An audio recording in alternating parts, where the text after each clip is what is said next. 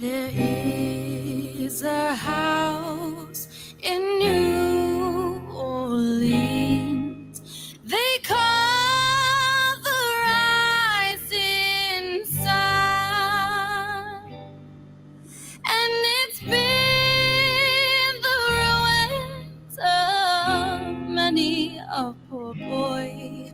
And God, I know I'm one. My mother was a tailor. She sewed my new blue jeans. And my daddy was a gambling man way down in New Orleans. Hey, now the only thing a gambler needs is a suitcase and his truck. Hey, and the only time he's satisfied is when he's all drunk.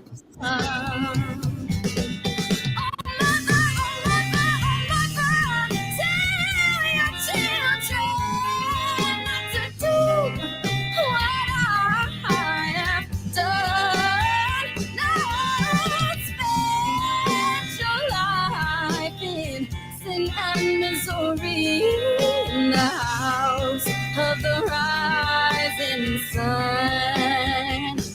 Well, I got one foot on the platform, yeah, and the other on the train. Well, I'm going back to New Orleans to wear that ball and chain.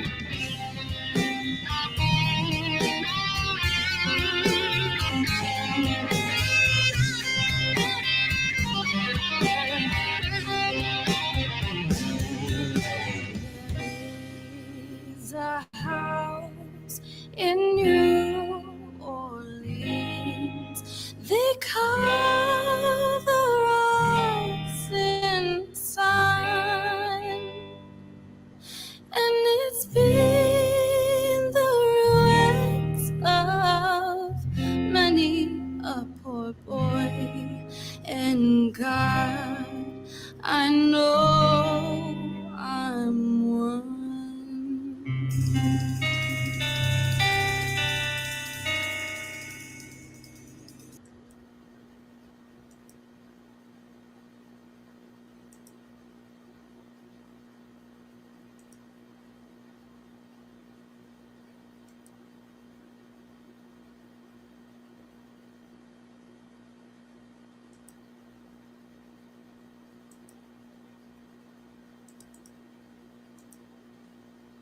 Joe, did we lose you?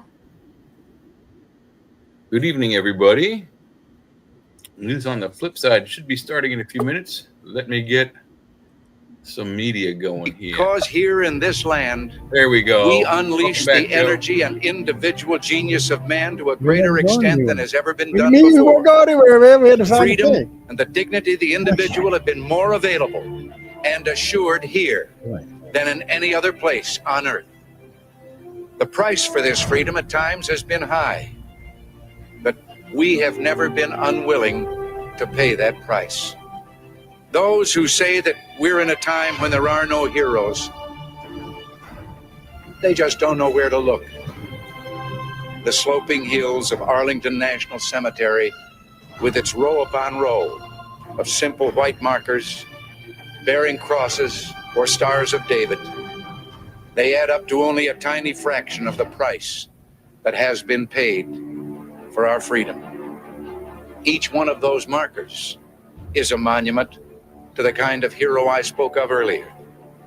Their lives ended in places called Belleauwood, the Argonne, Omaha Beach, Salerno, and halfway around the world on Guadalcanal, Tarawa, Pork Chop Hill, the Chosin Reservoir, and in 100 rice paddies and jungles of a place called Vietnam.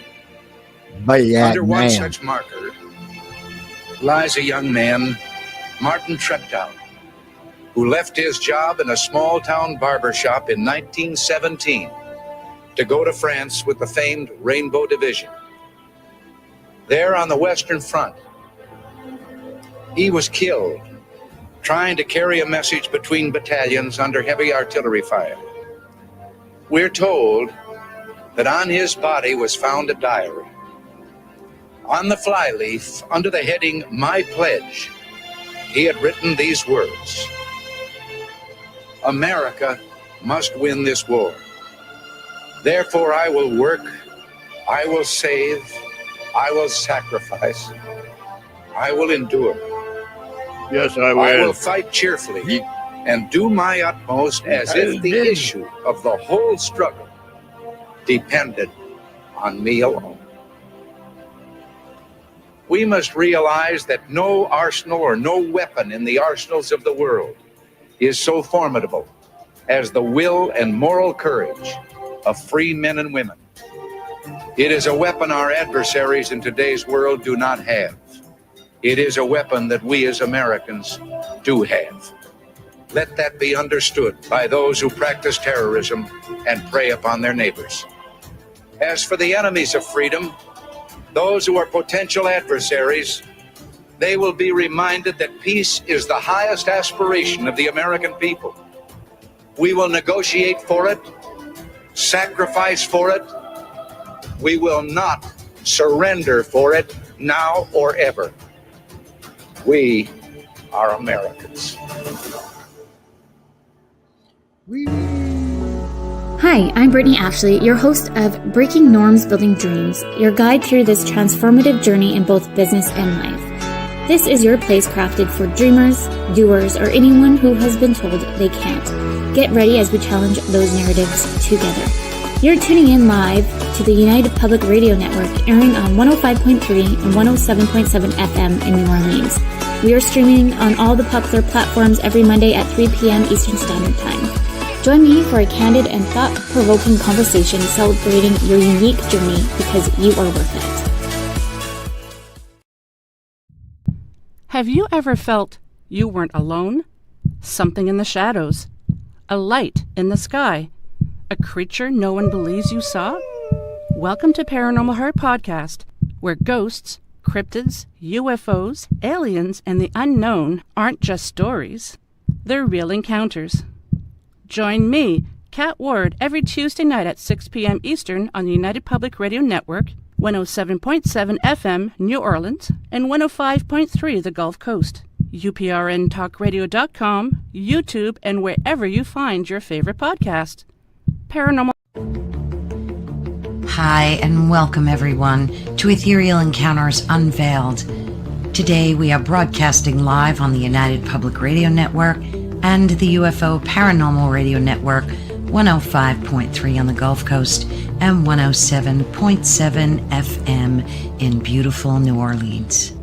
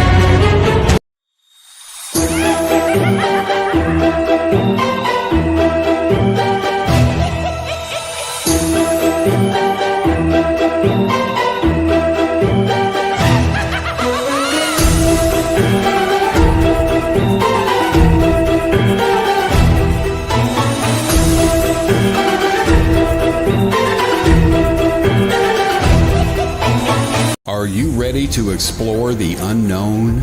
Dive into the world of the strange, mysterious, and unexplained with Eerie Expeditions magazine. Each issue is packed with spine-tingling tales, cutting-edge paranormal investigations, and exclusive insights into hauntings, cryptids, UFOs, and more. Whether you're a seasoned investigator or just love a good ghost story, Eerie Expeditions magazine has something for you.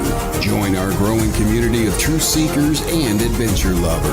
Subscribe today at EerieExpeditionsMagazine.com and unlock. Welcome to Negotiating Happiness, the show that helps you find happiness, success, and balance in your work and life. I'm Adriana Fiestra, your host for this journey into entrepreneurship and personal growth.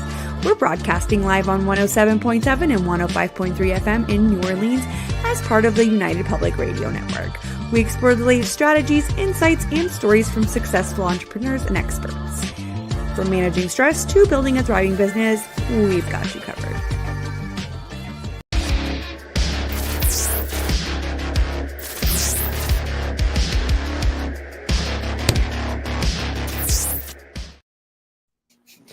Welcome, everyone, to News on the Flip Side.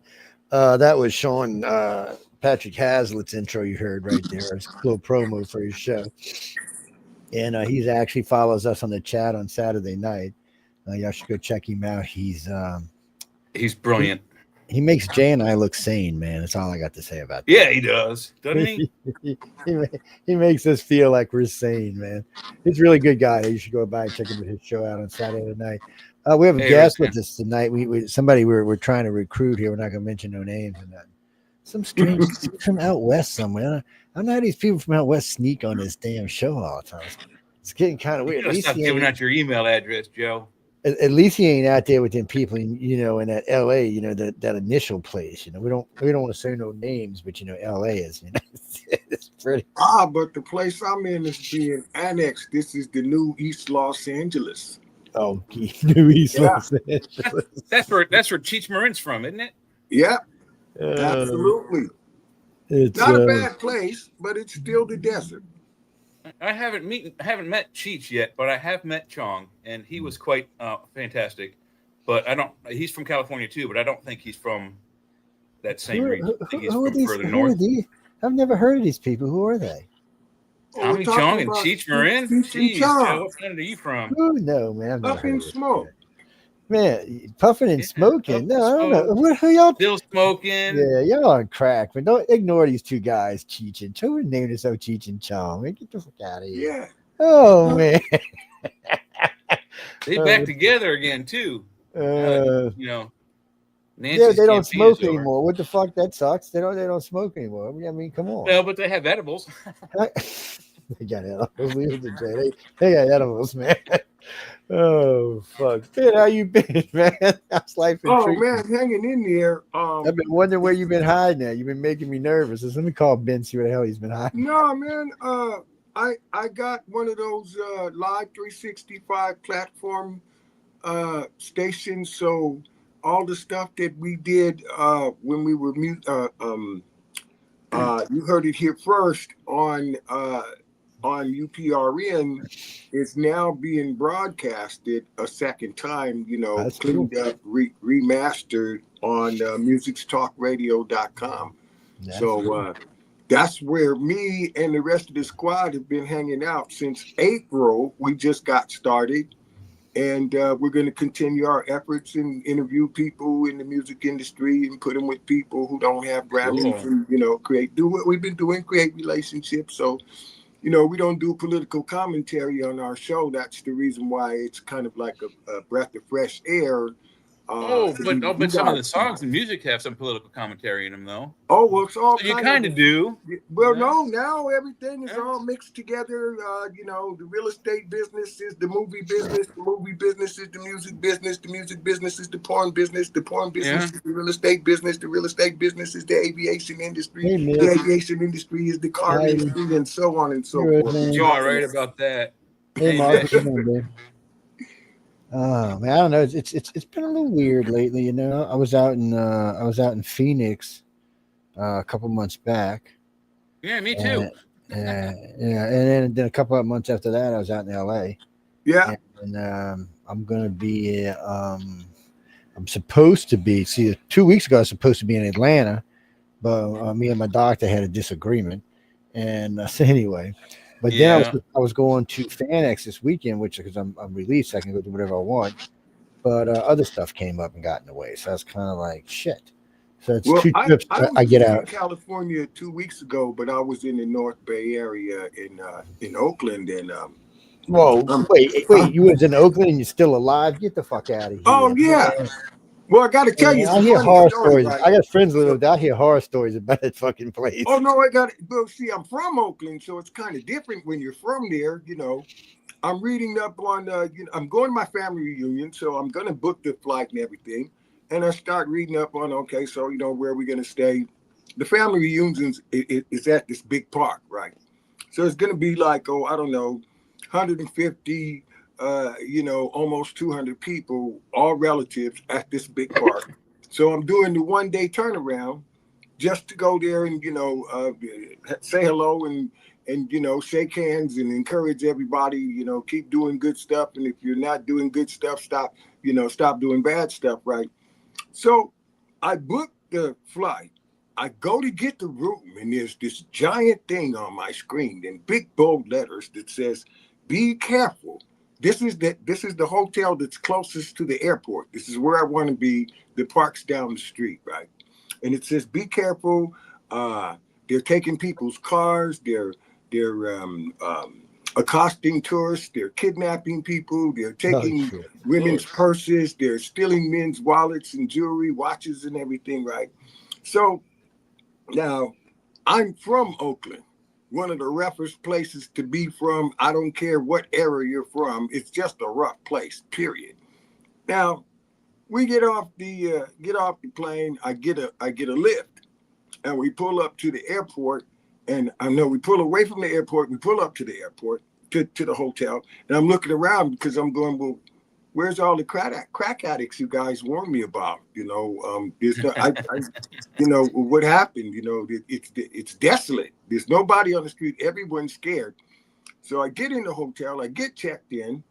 There's warnings inside the hotel room that says, don't leave the grounds. Don't go roaming around the neighborhood. You stay right here on the hotel grounds. It's unsafe. I want bottled water. I go downstairs to the lobby. The bottled water is $10.75. Yeah. What? Yeah. Well, you're gonna love my story. Now I'm looking out in the lobby. I'm looking out the front door to see if it's safe to go out. Right? I go out there and I stand there in front of the building. Seems like it's okay. I start getting my confidence up. The next thing you know, I'm on the pavement in front of the building, crossing the street. I see a store across the street. I go across the street. Same bottle of water, 89 cents. Wow. How many feet? Like a football field away? Yeah, roughly. Yeah. Yeah. Roughly. Yeah. That's amazing. Just directly across the street. We're supposed to be afraid to go out the door, but they're doing it on purpose. Somebody wants that section. So, when you go to gentrify something, you let it go to seed first so that you can drop the price. I mean, buy it cheap and go long. Absolutely. Yeah. Go ahead. I said, buy it cheap and go long. Oh, absolutely. You've been in Oakland since I was in the Navy. Jesus, that's been a long time. They did the same kind of mentality in the city of Savannah when I went to school there. They said, don't go out at night in groups of less than 3 or 4. And, I was like, this is my first year of school. I was like, I don't know anybody. How the hell am I going to go around with 3 or 4 people? I'm by myself, dude. First time when I came to school, I don't know goddamn one of them yet. I just got here. Well, you can come on, man. You can make friends. Look, I go downstairs to the lobby. I started to get a vibe of the city, and I've told this story on the network before, and it was I think 1993. And that year, Savannah, Georgia, was the number one city in the country for murders per capita. So they had a very prominent gang who was going around shooting people. So that was why we were up there. And then at the end of the year, DC won. But anyway, so I had a little bit of weed left, but I didn't have anything to smoke it in. So I only just been dropped off a few months ago by my parents. So none of my equipment made it with me from home. Uh-huh. So I have this stuff, but no way to enjoy it. And it was like 11:30. So I'm like, well, shit, I'm going to walk out. And I know there's a convenience store around here somewhere that's open 24/7. They have rolling papers for 99 cents. I'll go find one. So I walk around. The city's nice. There's nobody around. Hardly any traffic. It's very much like Baltimore at night, but no noise. So I turn left down this alleyway, and I see a young black gentleman turning into the alleyway the same way. And my first day, and what the school told me, I get scared. I'm like, oh my God, this is it. I'm gone. He's dead. Skinny white boy kills his side road. The two of us meet halfway in the middle. We just start talking, and I was really looking to just smoke this weed that I had. And I said, hey man, I have a little bit of weed, but no way to smoke it. And I was looking for papers. And he goes, well, I got paper. And I'm like, roll it up. We sat there for like an hour and a half, smoked the joint that he rolled up. And we started talking. He said, you know what? When I first turned down the alley and I saw this white dude turn down, I thought, this is it, man. I'm gone. And I'm like, I thought the same thing about you. And he's like, you did? And I'm like, yeah. He's like, well, this is a white city. I'm like, I don't care. I'm by myself here. I don't know anybody. No, you know what you got? You thinking you're going to get robbed, and he's thinking shit, I'm going to get arrested. or no, he thought he was going to get robbed or killed too. No. We were both thinking. I will tell you this, people. If someone we don't know, and we wound up smoking a joint together and talked for an hour and a half in this alleyway, and that was it. We kept going in the same direction we had come in, and I never saw the dude ever again. I was in that city for 13 years. I lived there. Never ran into him again. So if you're hearing me, it's good to hear and to see if we, But that was it turned my mind. Like you were saying, how they tell you it's a bad place, so they don't want you to go there. It really works, but it's not always true. So it's just the things that people in charge can tell you. You can't always take with you have to take it with a grain of salt, so they say. No, I'm getting out the car. I'm looking for the crack dealers, the crack users, because back in the day, I'm in my hometown now. I've already got an accounting from the cousins and the relatives that need their car fixed. They need the pavement in front of their house, where the crack is at the bottom of the steps. They need that filled in. Crack addicts do all of that. I mean, they will take like a bobby pin and a pair of tweezers and put you a whole new roof on, fix your car and everything. None of those people were there. So that means that they got a whole different vibe going on there. They want to, basically scare everybody away from that section, but they can't scare the big dogs away. There's still a hotel sitting there. That's a major operation. So what they're doing is telling everybody, be afraid, be very afraid. Propaganda machine. As long as I have Martha with me, I'm not afraid of shit. So yeah, and Martha loves to travel, man, and I know how to travel with her. So, and currently right now she's got 31. She got a 31 round clip in her right now. So she like. Why did you name it Martha? We gotta know. Come on. Oh no, well no, because it's a geek thing. So I used to watch a series called Eureka, and there's a weapon in Eureka called Martha. It's a drone, actually, before all this drone shit started. It's a Viper drone kind of thing, and it's badass. You know what I named my pistol? Miss Wittgenstein. She's named after a Jewish lawyer that will always get my ass out of trouble no matter how bad you are. That's always good to have, man. These days it's always good to have. Jeffrey, Jesus, Ben and I go back longer than we should admit, man. It's been known for a while now. Well, we say on the show that we're older than dirt, you and I, so that has to put you and Ben further than dirt. Oh yeah, we go back. Oh Jesus, I think it's about 11 years now. Yeah, roughly something like that. I mean, we got arrested up in New York. They said they were a harem, and they were roaming around. So Ben and I said, "Shit, it's a harem. We're gonna go hang out with the harem. That sounds good to us." Oh no, they weren't harem. No, they were. Anyway, they I don't know. They turned out to be prostitutes. They thought Ben and I were, I don't know. It was wow. It was an interesting scene, is all I can say. You had to be there, people. That's all I got to say. Vince, like, leave me out of your fantasies, Joe. Yeah, that time Joe got pulled over with 6 girls in the car, and all of them had practiced saying in chorus, we're his girlfriend. Leave us alone. I was not. But if you hear that story, Joe was driving. Yeah. Now, I'll tell you a true story. Ladies, close y'all's ears. You don't want to hear this. So we were out as Mardi Gras, and I was on leave from the Navy, and I was down for Mardi Gras, and I had these 6 girls with me, all friends of mine. I grew up with them, and we're cruising along, and we're all a little buzzed. We'd been out, and and anyway, we got pulled over. So I said, when he walks up, y'all just all show him what's at the same time, right? So all 6 of them flashing. The cop looked at me. He got a big old smile on his face, turned right the fuck around and walked back to his car and left. I was like, you got to be shitting kidding me, man. I mean, this guy had a grin on his face, like I think it might have left it permanent. It was hilariously funny. So Joe, that was priceless. The last time I came on your show, the political show, this guy was trying to get in office. They were debating.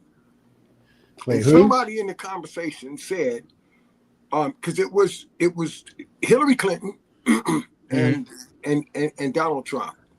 That was when the young lady who became infamous afterwards, Jaguar Wright, had her meltdown. As a matter of fact, in the radio world and in Hollywood land, your show is famous, and the story is told that her meltdown starts on our show with you saying something to her and her losing her mind.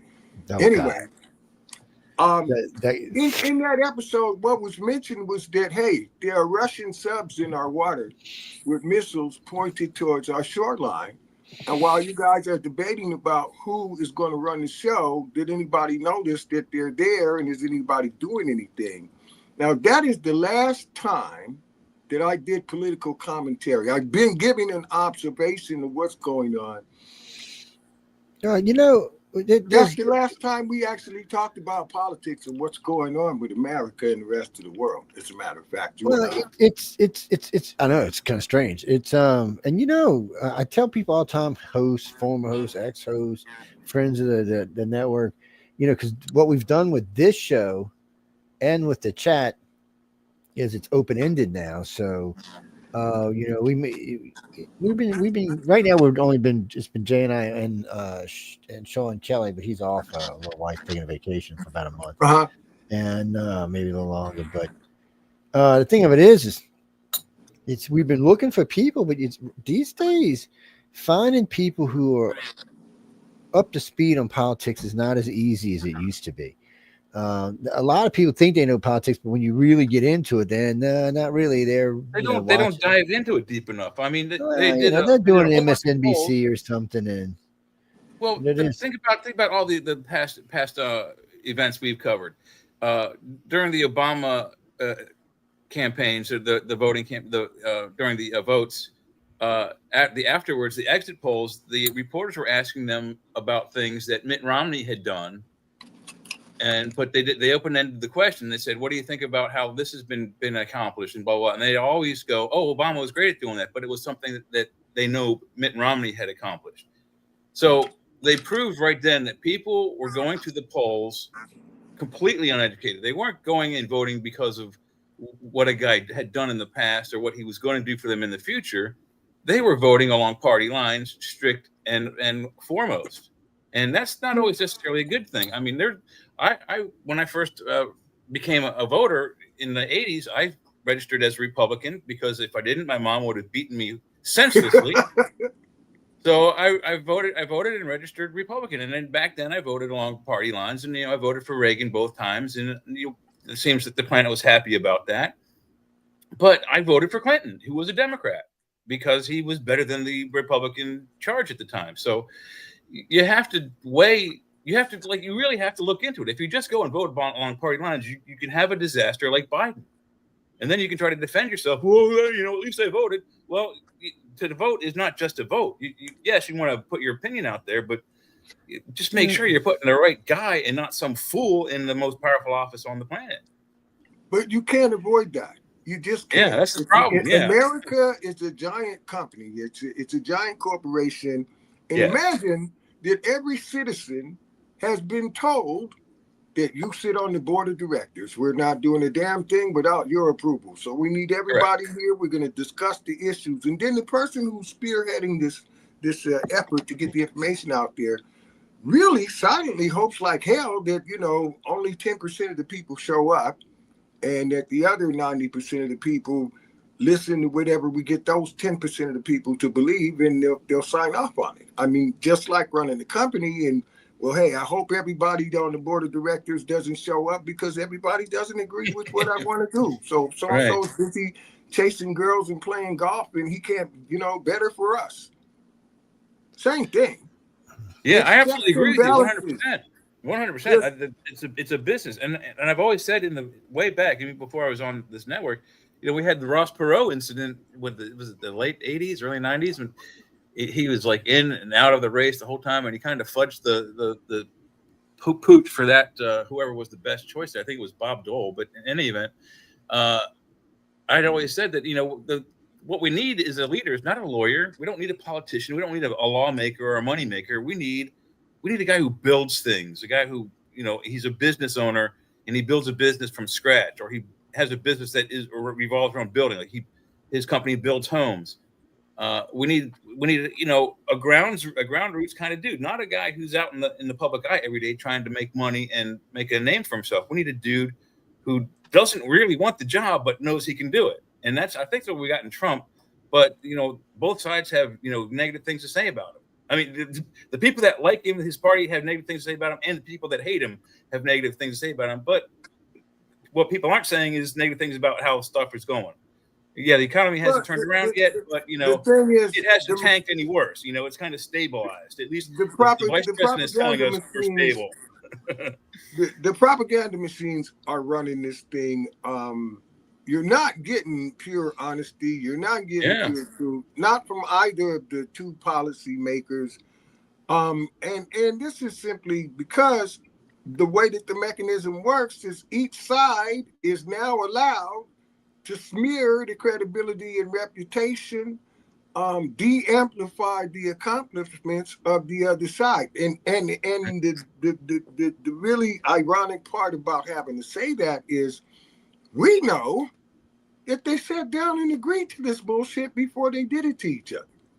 Okay, so we're going to change the rules. Obama signed something that had a rider on it that said that propaganda is no longer illegal in the United States. You may say whatever you want to say, and it can't really be considered slanderous or defamatory because they changed the definition of the proper rules of engagement in terms of political protocol and how issues and items of agenda are addressed in the public, and you can say whatever you want. Look at Donald Trump. Lock her up. Your breath stinks and your mom dresses you funny. Grab them by the pussy. I was just blown away that he could get away with all of that. And the trickle down from leadership that does that is, I'll be damned if everybody in corporate in America that kind of dug his style didn't decide immediately, you know what? I'm coming in tomorrow and I'm doing that to somebody. If it's good enough for the president of the United States and he runs this whole son bitch, I can do that. It's rough out here. They got people kind of out there doing that kind of stuff right now. Yeah, they do. They got people that pay millions of dollars a year to come up with those kinds of tactics. I think right now the real problem for anybody who's not a Republican is that your party sucks and your party's crumbling. And what are you going to do about it is a real question. So this CNN guy, which we'll probably play him later on tonight, but he's like having an orgasm. Whitfield? No, the little young guy. No, he does the stats for me. See, I have to make this. I got to make this insertion for you guys. Yeah. See, look, for the brown people, the orange people, the yellow people, the red people. Okay, some of us are smart enough to realize that, look, your pronoun is not Caucasian. Okay, period. What kind of not Caucasian you are don't matter unless you're one of the people that ain't Caucasian.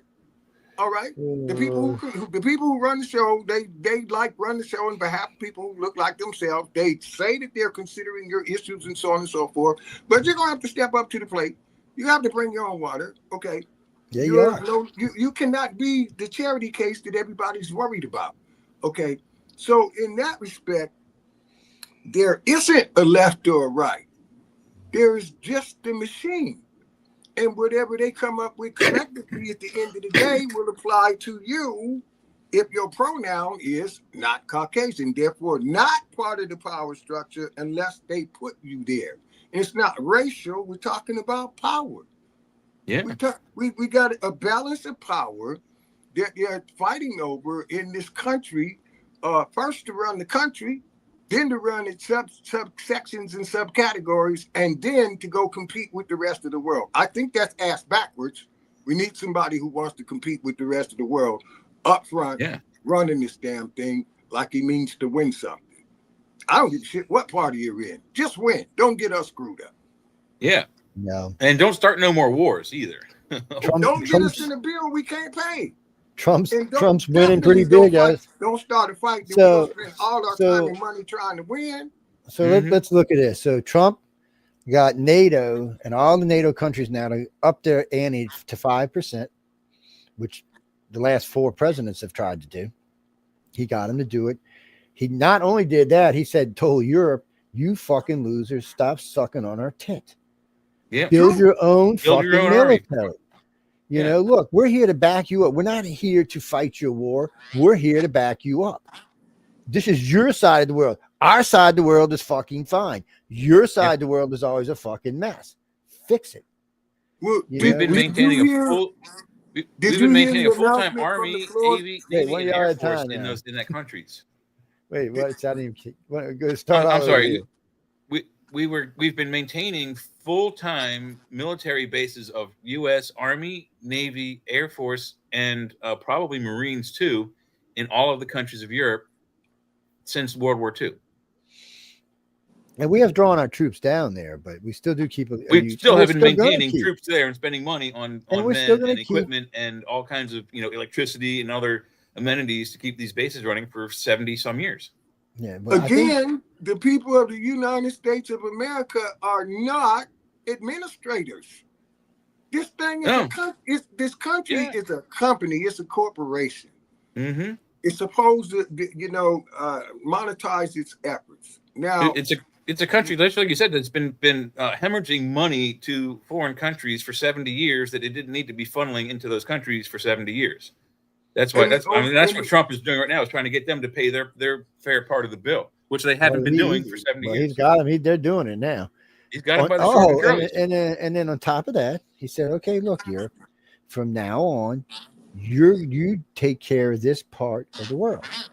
This is Uncle Trumpy's phone number. If you have a problem, you call us, and if little Putin picks on you anymore, we will come help you kick his ass." But really and truly, he's not threatening us. He's threatening you.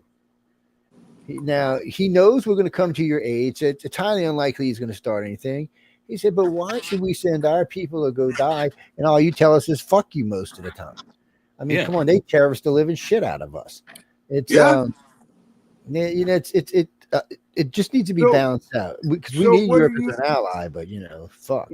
What do y'all think about the announcement that was made late last night with specificity to the deal that he cut with, I believe it was Japan, where they're supposed to put up $400 billion to stimulate our economy. At the same time, he dropped their tariff to 15% when it was 20-something% on the norm.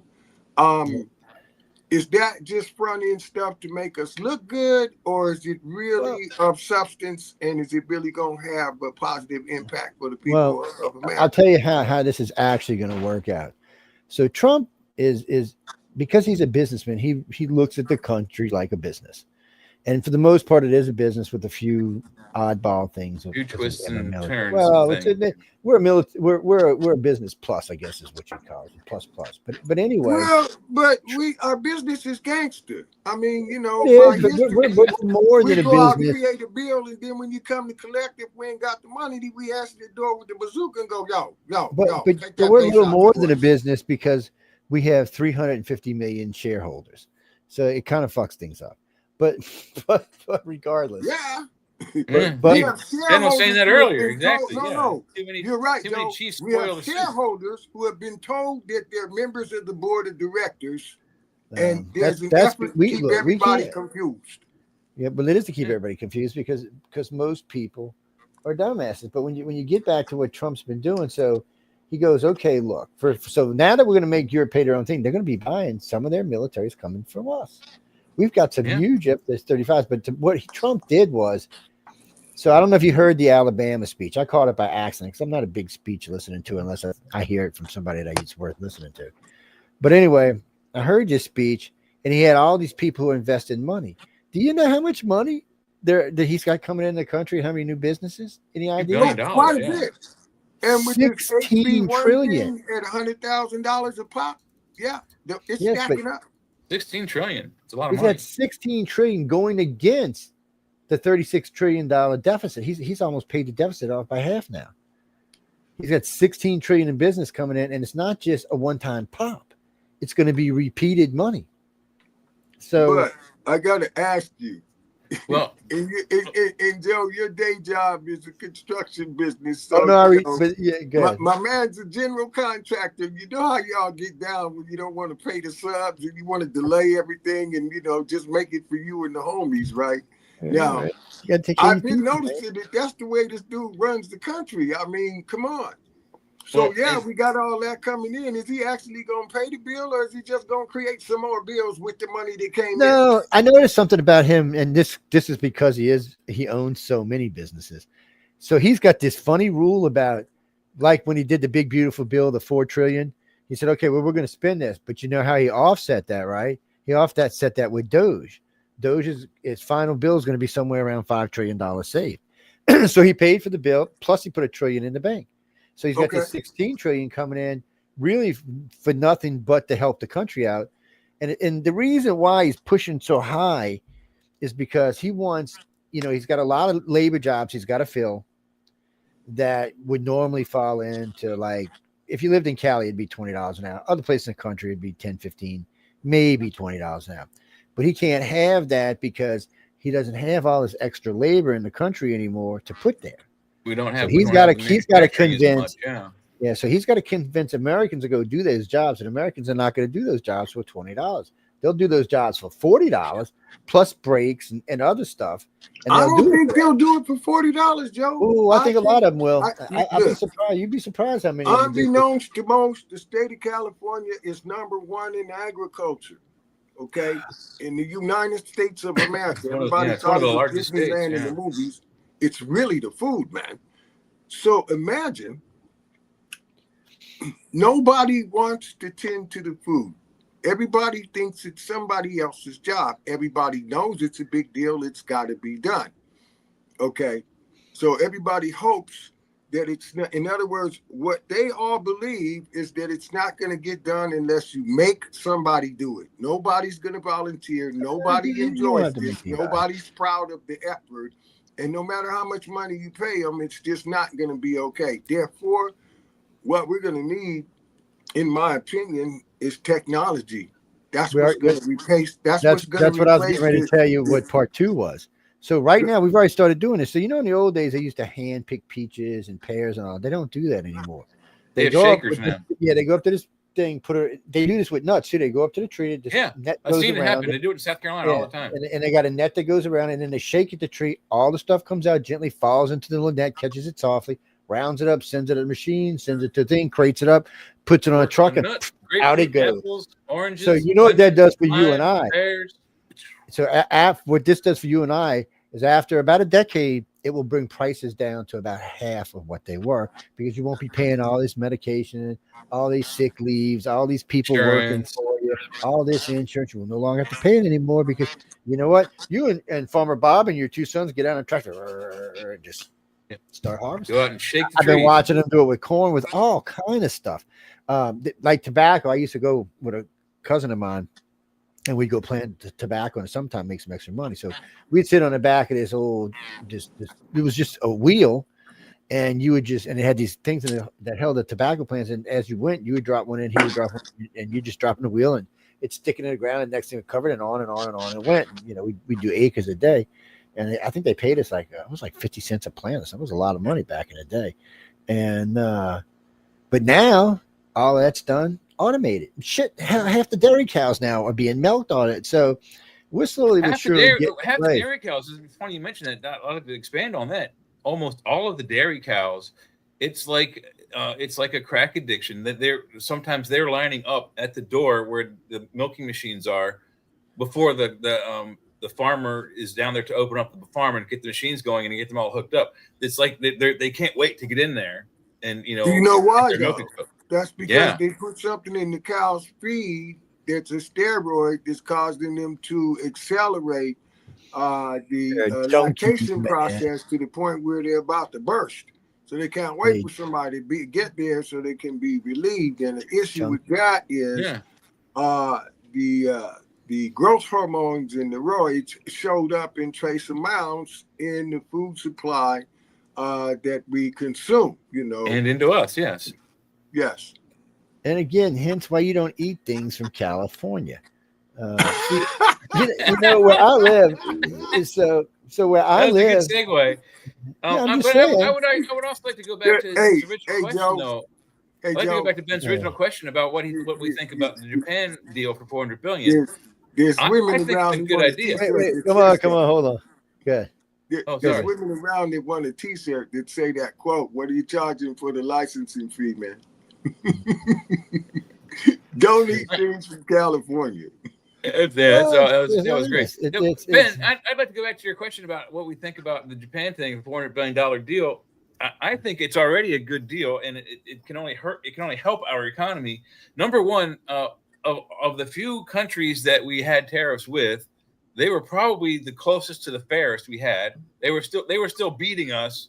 I think that we were charging them 20, they were charging us 25, and I think we have a more equitable deal now. But they already have manufacturing in our country for their Toyota brand. And I do believe the number one car sold in America is either the Corolla or the Camry. And the number two car sold in America is either, again, I don't remember which one, the Corolla or the Camry. So they're mid-sized sedan and they're subsize sedans are the number one cars sold on America. They're all over the streets. I drive one. Joe drives one. And I think only that can do is make the price of that come down.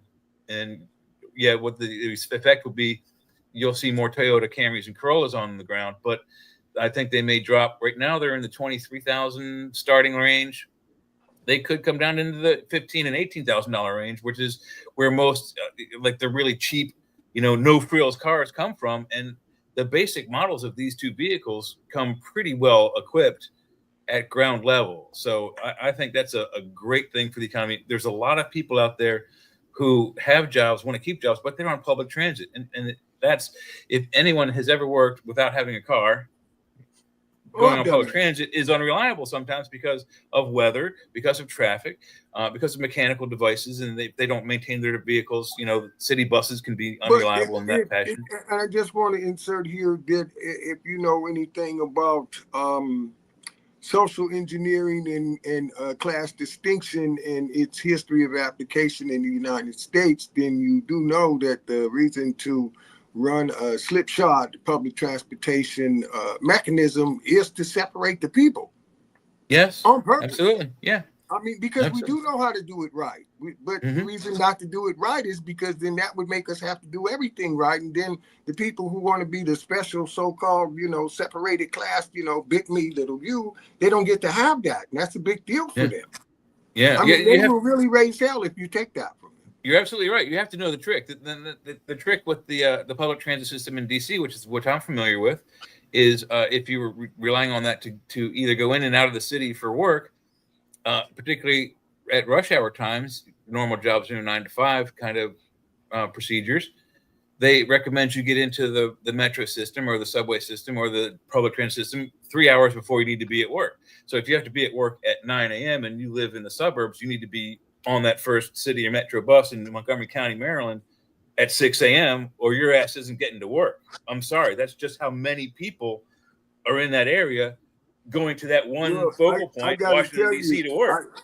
I got some hands-on experience in some very eclectic areas to be a guy who ended up doing what I'm doing now.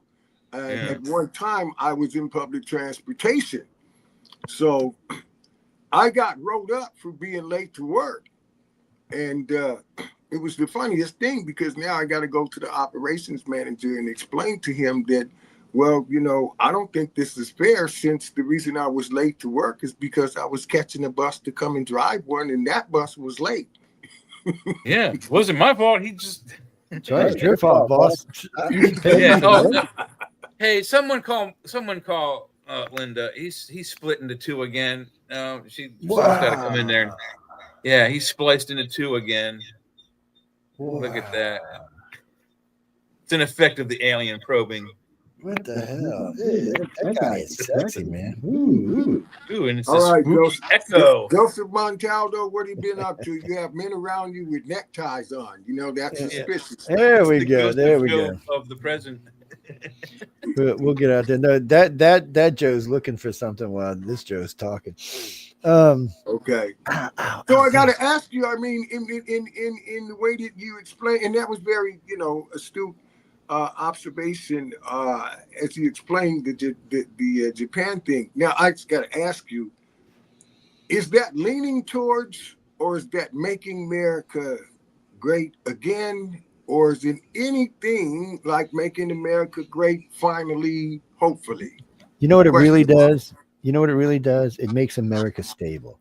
It puts us in a position so we're self-reliant, that we don't have to because right now, I mean, even our rare earth minerals are coming from China. We get in a war, China, they're gonna on a lot of stuff are gonna be screwed for a while, including medicine.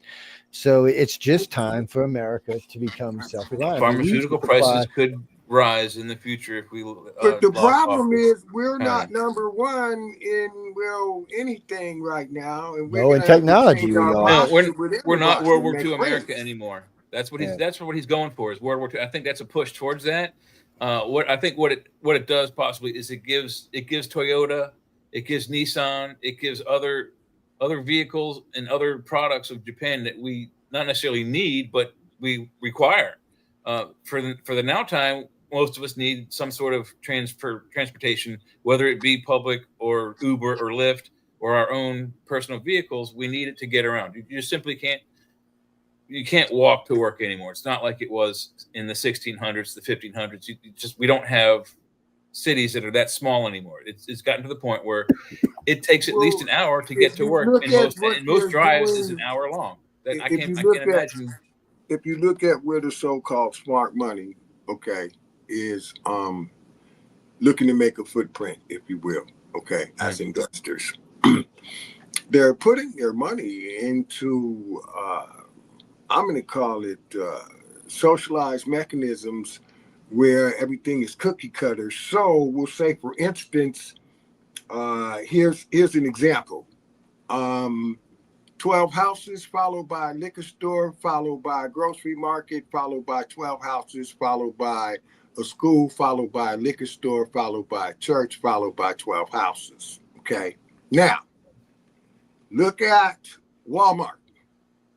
Walmart does our homework for us in the construction trade, because if they buy land, then it's basically a donut. They got the middle, and you can bid on.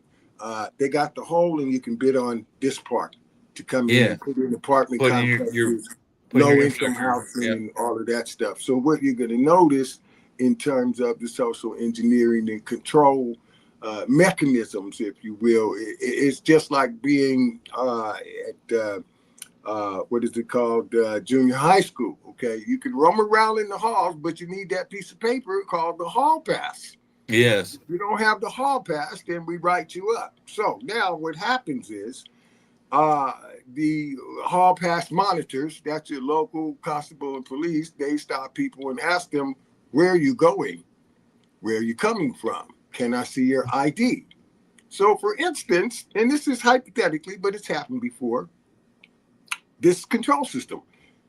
The officer says, well, where are you going? Well, I just left Walmart. Yeah, but your ID says that you live way over there. And there's a Walmart 3 blocks away from where you live. So what you doing over here? Now, well, we're not used to having to answer that question, because that takes you all the way back to, why are you out of class without a piece of paper that says you have permission to be out of class? Mm-hmm. So this is Go ahead. Excellent parallel. Yeah, no, it's an excellent parallel. I exactly agree with you on that. I was actually just looking up the sovereign, what do they call it? The sovereign citizen movement earlier this afternoon, because you see some people who, when they've actually committed a crime, usually a traffic violation, you see it on like the cop shows. Oh yeah. You get these people, these poor deluded people who think they've interpreted actual law correctly, and they have no. They have, but it does not No apply relationship. to Yeah, they have no relationship Here's with the law. They thing. never went to law school. They don't know anything The about the law. law that they read does apply, but not to the people who are trying to use it. Yeah. And they haven't figured that out yet. Yeah. Okay, yeah, it says that. Guess what? You are not the people they're talking about. Mm-hmm. Now, if you were, you would not have a piece of paper that identifies you as chattel property of the corporation that was headquartered in the District of Columbia. It ain't there no more. We are in this giant transition that most of the lay people are not paying attention to in this country. On purpose. On purpose. That's the program. And the news media is doing a lot to hide all what kind of things are happening behind the scenes. Well, the country was put together by some people who had, I'm going to say, multiple tiered motivation and reason to want to roll up their sleeves and create a country. It's stuck. Yeah. The agenda is the agenda. I mean, and you can put whatever you want on top of it, it's still the agenda.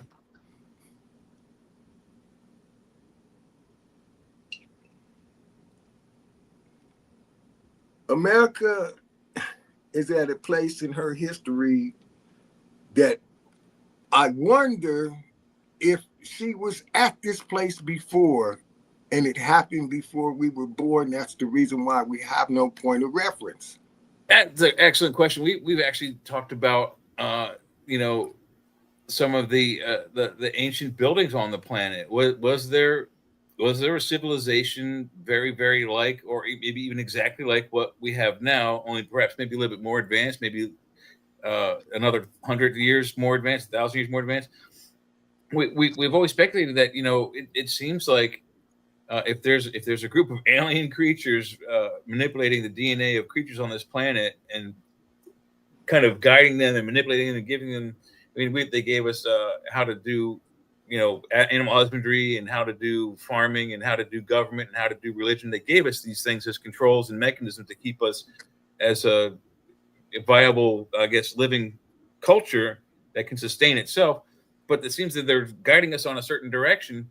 Are they trying to replace something that was once here? And this is how it started. I mean, it's an age-old question. It's a very valid question too. Well, I mean, if we take apart, if you want to go there, we can. Joe, stop me if I'm going off.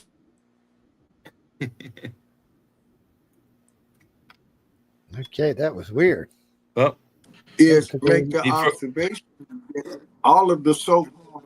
Go ahead. You froze up a little bit. Yeah, somebody called me and I had to touch the button because it covered up my screen. Anyway, if we look at the world religion and esoteric texts, metaphysics, quantum physics, and so on and so forth, all of those stories seem to have the same storyline. Okay, seems that that every civilization has a story about creation. They have a story about an up, a down, an in, and out. Hang on a second. Somebody's in. And in our time, in the history that we have recorded, there's the appearance that every group of people, every nationality or ethnicity has had the opportunity to be the group or the parties running the natural resources and the balance of power on Earth. Mm-hmm. From everything that we've been able to ascertain and get our hands on, no one can claim that they did an exemplary job. So if we're going to talk about extraterrestrials and so on and so forth, I mean, all of those stories translate to the human saga. Okay, so there's supposed to be a God that said, worship me, don't worship anybody else. Well, right there, you put it in mind that maybe there is something else to worship, you know? Yeah. Imagine. That there's there's other choices than me. Right, exactly right. There are other options. But guys, we got to go to break. Study them. Yeah, we got to go to break. Oh. We're way past. I wasn't paying attention. We way over break. So, yep, ladies and gentlemen, we're gonna be back in about. We got 2 songs coming up, so about 8 minutes. So just hang out for those, and we'll be back after the songs. And we got lots of stuff to talk about. We hardly even started on what we're actually talking about tonight. Which who the hell knows what the hell that actually is? Well, no, I was going he's somewhere. an alien. I'm wondering if all of the political smearage and who chopped up a body and left it in the trunk of their car, and who was under the desk doing whatever was wrong with the white. I'm wondering if all of that is just coverage because Joe Montaldo and his people who were doing the extraterrestrial exploration were right all the time. No, we got a friend whose name is Dexter. He dresses Kelly. up like his name is Dexter, and he dresses up like Santa Claus. Looks like Santa. Yeah. I wouldn't fuck with the guy, people. I'm just saying, man. I would be like, really? Yes. Yeah, anyway, man. guys and girls, we got to go to break, but we'll be back. We'll pick up from where we left off. We got a lot of stuff to talk about. So, no, I don't have the Power Talk open. I forgot to reinstall it today. I got the what other stuff. Oh, But anyway, yeah. I'll try to remember. Maybe I'll do it while we're live. Who knows? But we got to go. We got to go take a break. And anybody in Florida getting killed by a hurricane? I thought it was going to the Carolinas. Anyway, we'll find out about that as well. How much time we got? We still got 8 2 minutes. hours. Oh no, on break. No, we got break, eight. I think. Oh yeah, we got about 9 minutes actually. I'll be back. I'm just gonna stand up and go outside for a few minutes. Stretch out. No worries. Anyway, guys and girls, we'll be back to see y'all in about 8 or 9 minutes. I want you to please stay tuned to the United Public Radio and News on the Flip Side. You got a bitch. Write to Michelle DeRoche. I'm just saying that's what you got to write to. Yeah. We'll see y'all. Joe can't help you there. We'll see y'all in a few minutes, guys and girls. So hang out.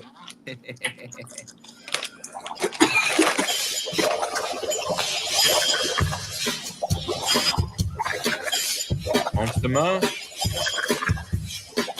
I was working in the lab late one night when my eyes beheld an eerie sight. For my monster from its slab began to rise, and suddenly, to my surprise, He did the mash, he did the monster mash. the monster mash.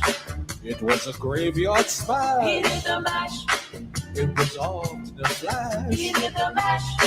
He did the monster mash. From a laboratory in the castle east to the master bedroom where the vampires feast. Let me Ghouls all came from their upper to get a jolt from my electrode. They did the mash, They did the monster mash. the monster mash. It was a graveyard They did smash. the mash, It caught on in a flash. they did the mash. They did the monster mash. The zombies were having fun. The party had just begun. The guests included the Wolfman, Dracula, and his son.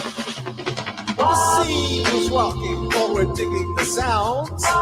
Igor on chains, backed by his baying hounds. The coffin bangers were about to arrive. And the vocal group, the Crypt Kicker Five. They played the mash, They played the monster mash. the monster mash. It was a graveyard They smash. played the mash, It caught on in a they flash. played the mash. They played the monster mash. Out from his coffin, Drax's voice did ring. Seems he was troubled by just one thing. He opened the lid and shook his fist and said, "Whatever happened to my Transylvania twist?" It's now the mash, It's now the monster mash. the monster mash. And it's a graveyard smash. It's now the mash, It caught on in a flash. it's now the mash. It's now the monster mash. Now everything's cool. Drax a part of the band. And my monster mash, a hit of the land. For you, the living, The smash was meant to. When you get to my door, just tell the boy sent you. Then you can mash. Then you can monster mash. The monster mash. It was a graveyard smash. Then you can mash. You'll catch on in a flash. Then you can mash.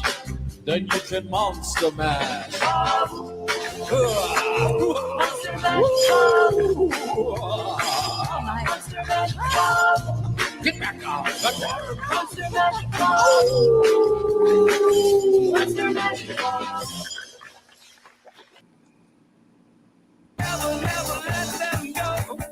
Okay, eBay.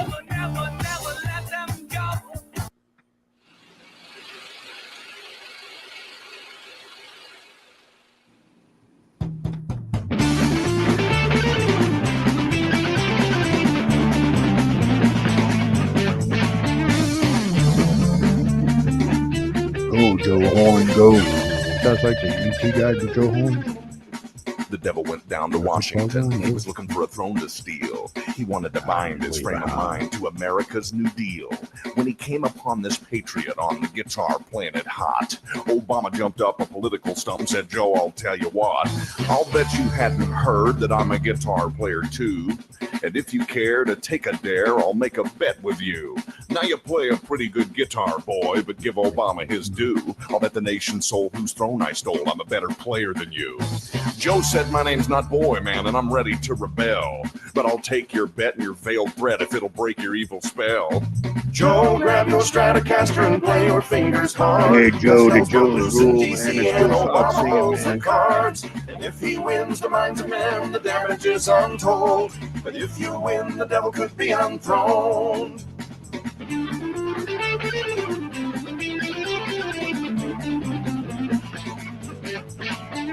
Obama grabbed his Telecaster and said, I'll start this test. And fire flew from his fingertips as he unbuttoned his president's vest. Then he kissed his magic guitar pick, and it made an evil hiss. And a band of politicians joined in, and it sounded something like this.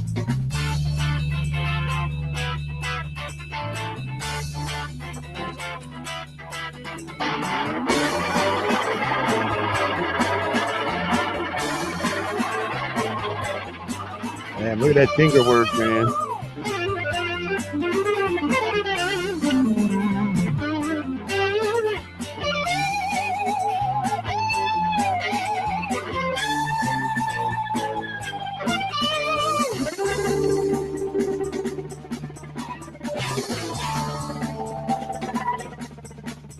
When Obama finished, Joe said, well, you're pretty good, Hussein, but sit right there with that arrogant glare till I finished up my play. He played Obama's in D.C., run, boys, run.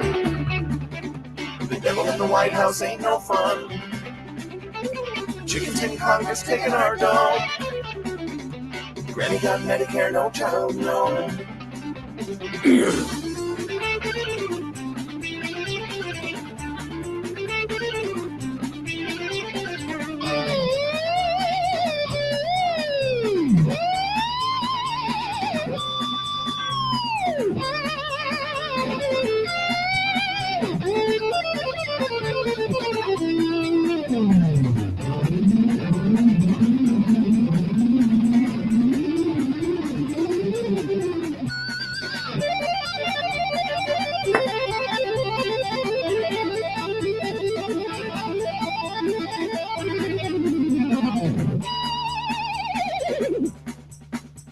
Obama bowed his head because he knew that he'd been bound, and he laid his silly rubber mask before Joe upon the ground. Joe said, Obama, please get lost, and don't you ever come back again. We done told you once, you socialist pawn, you ain't our nation's friend. He played Obama's in D.C., run, boys, run. The devil in the White House ain't no fun.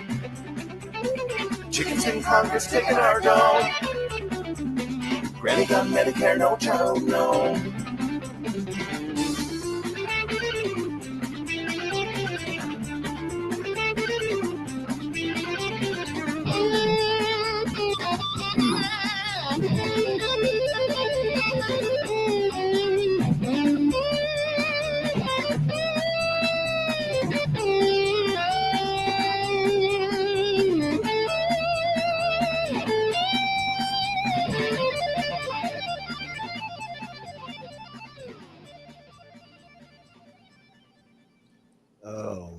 picking our dough. The politicians back home picking our dough.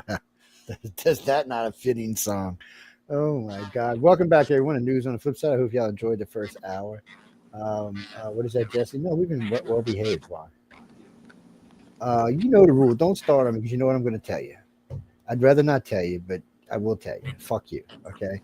Oh, did I say that out loud? I'm sorry, Oops. audience. It was supposed to be a psychic thing. I apologize, guys. Joe Horn, man, he can play a Stratocaster, that's for sure, man. Yeah. It's no, Jimmy. So there's a lot of weird things in the world. So people want to hate on Obama, and there's lots of reasons to hate on Obama, just like any president for that matter. But there are some weird things that Trump's probably going to roll over his grave when I say this. That him and Trump are kind of the same on, like immigration. Well, that's what I was trying to say earlier. That they're actually both sides seem to be playing the same game and trying to make it look like that's not what they're doing and make the other guy look like they're the bad guy, but they're doing the same thing. They just look different while they're doing it. So because of some of the stuff that's been going on lately, there's been a lot of people putting things up showing like, so they got the Democrats just fraud, abuse, and waste. Schumer's up there, Nancy Pelosi's up there, Hillary Clinton's up there. Oh, we got to cut this. Bill Clinton's first day on the job, he fired 340,000 workers from the government. This is funny. So Bill Clinton managed to fire almost 370,000, almost 400,000 workers while having an in affair with an intern in the White House. And nobody said anything. And wait, and he balanced the fucking budget while doing all of this. Don't get me wrong, Bill's he's got his issues too, but he wasn't a bad guy. I just by the way, did y'all know something? He's the first president to say "Make America Great Again" in the last 100 years. Trump stole the shit from Clinton. Yes. It's no Trump. I love you, Trump, but look, dude. Honestly, man, some stuff you just gotta wonder about. He's What are you talking about, Jackie? No, okay, let me finish and shut up, dude, and I'll tell you. So this is what it is. Obama, who just felt the need to kick fucking people out of the country for whatever reason. Why? What do you mean? Because he was illegal? Well, maybe he was. It doesn't matter. You can say whatever your birth certificate. None of that matters now. He's did his 8 years. It's over. It's done.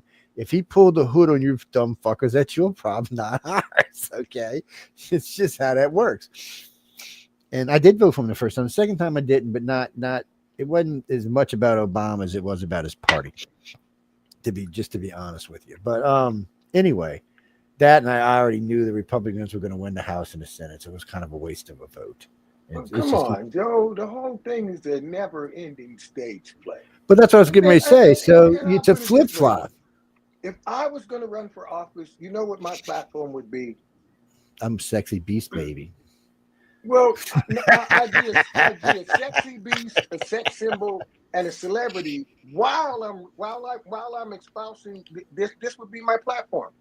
See, they told us in political science class, always pick something that can't be fixed and make that the issue.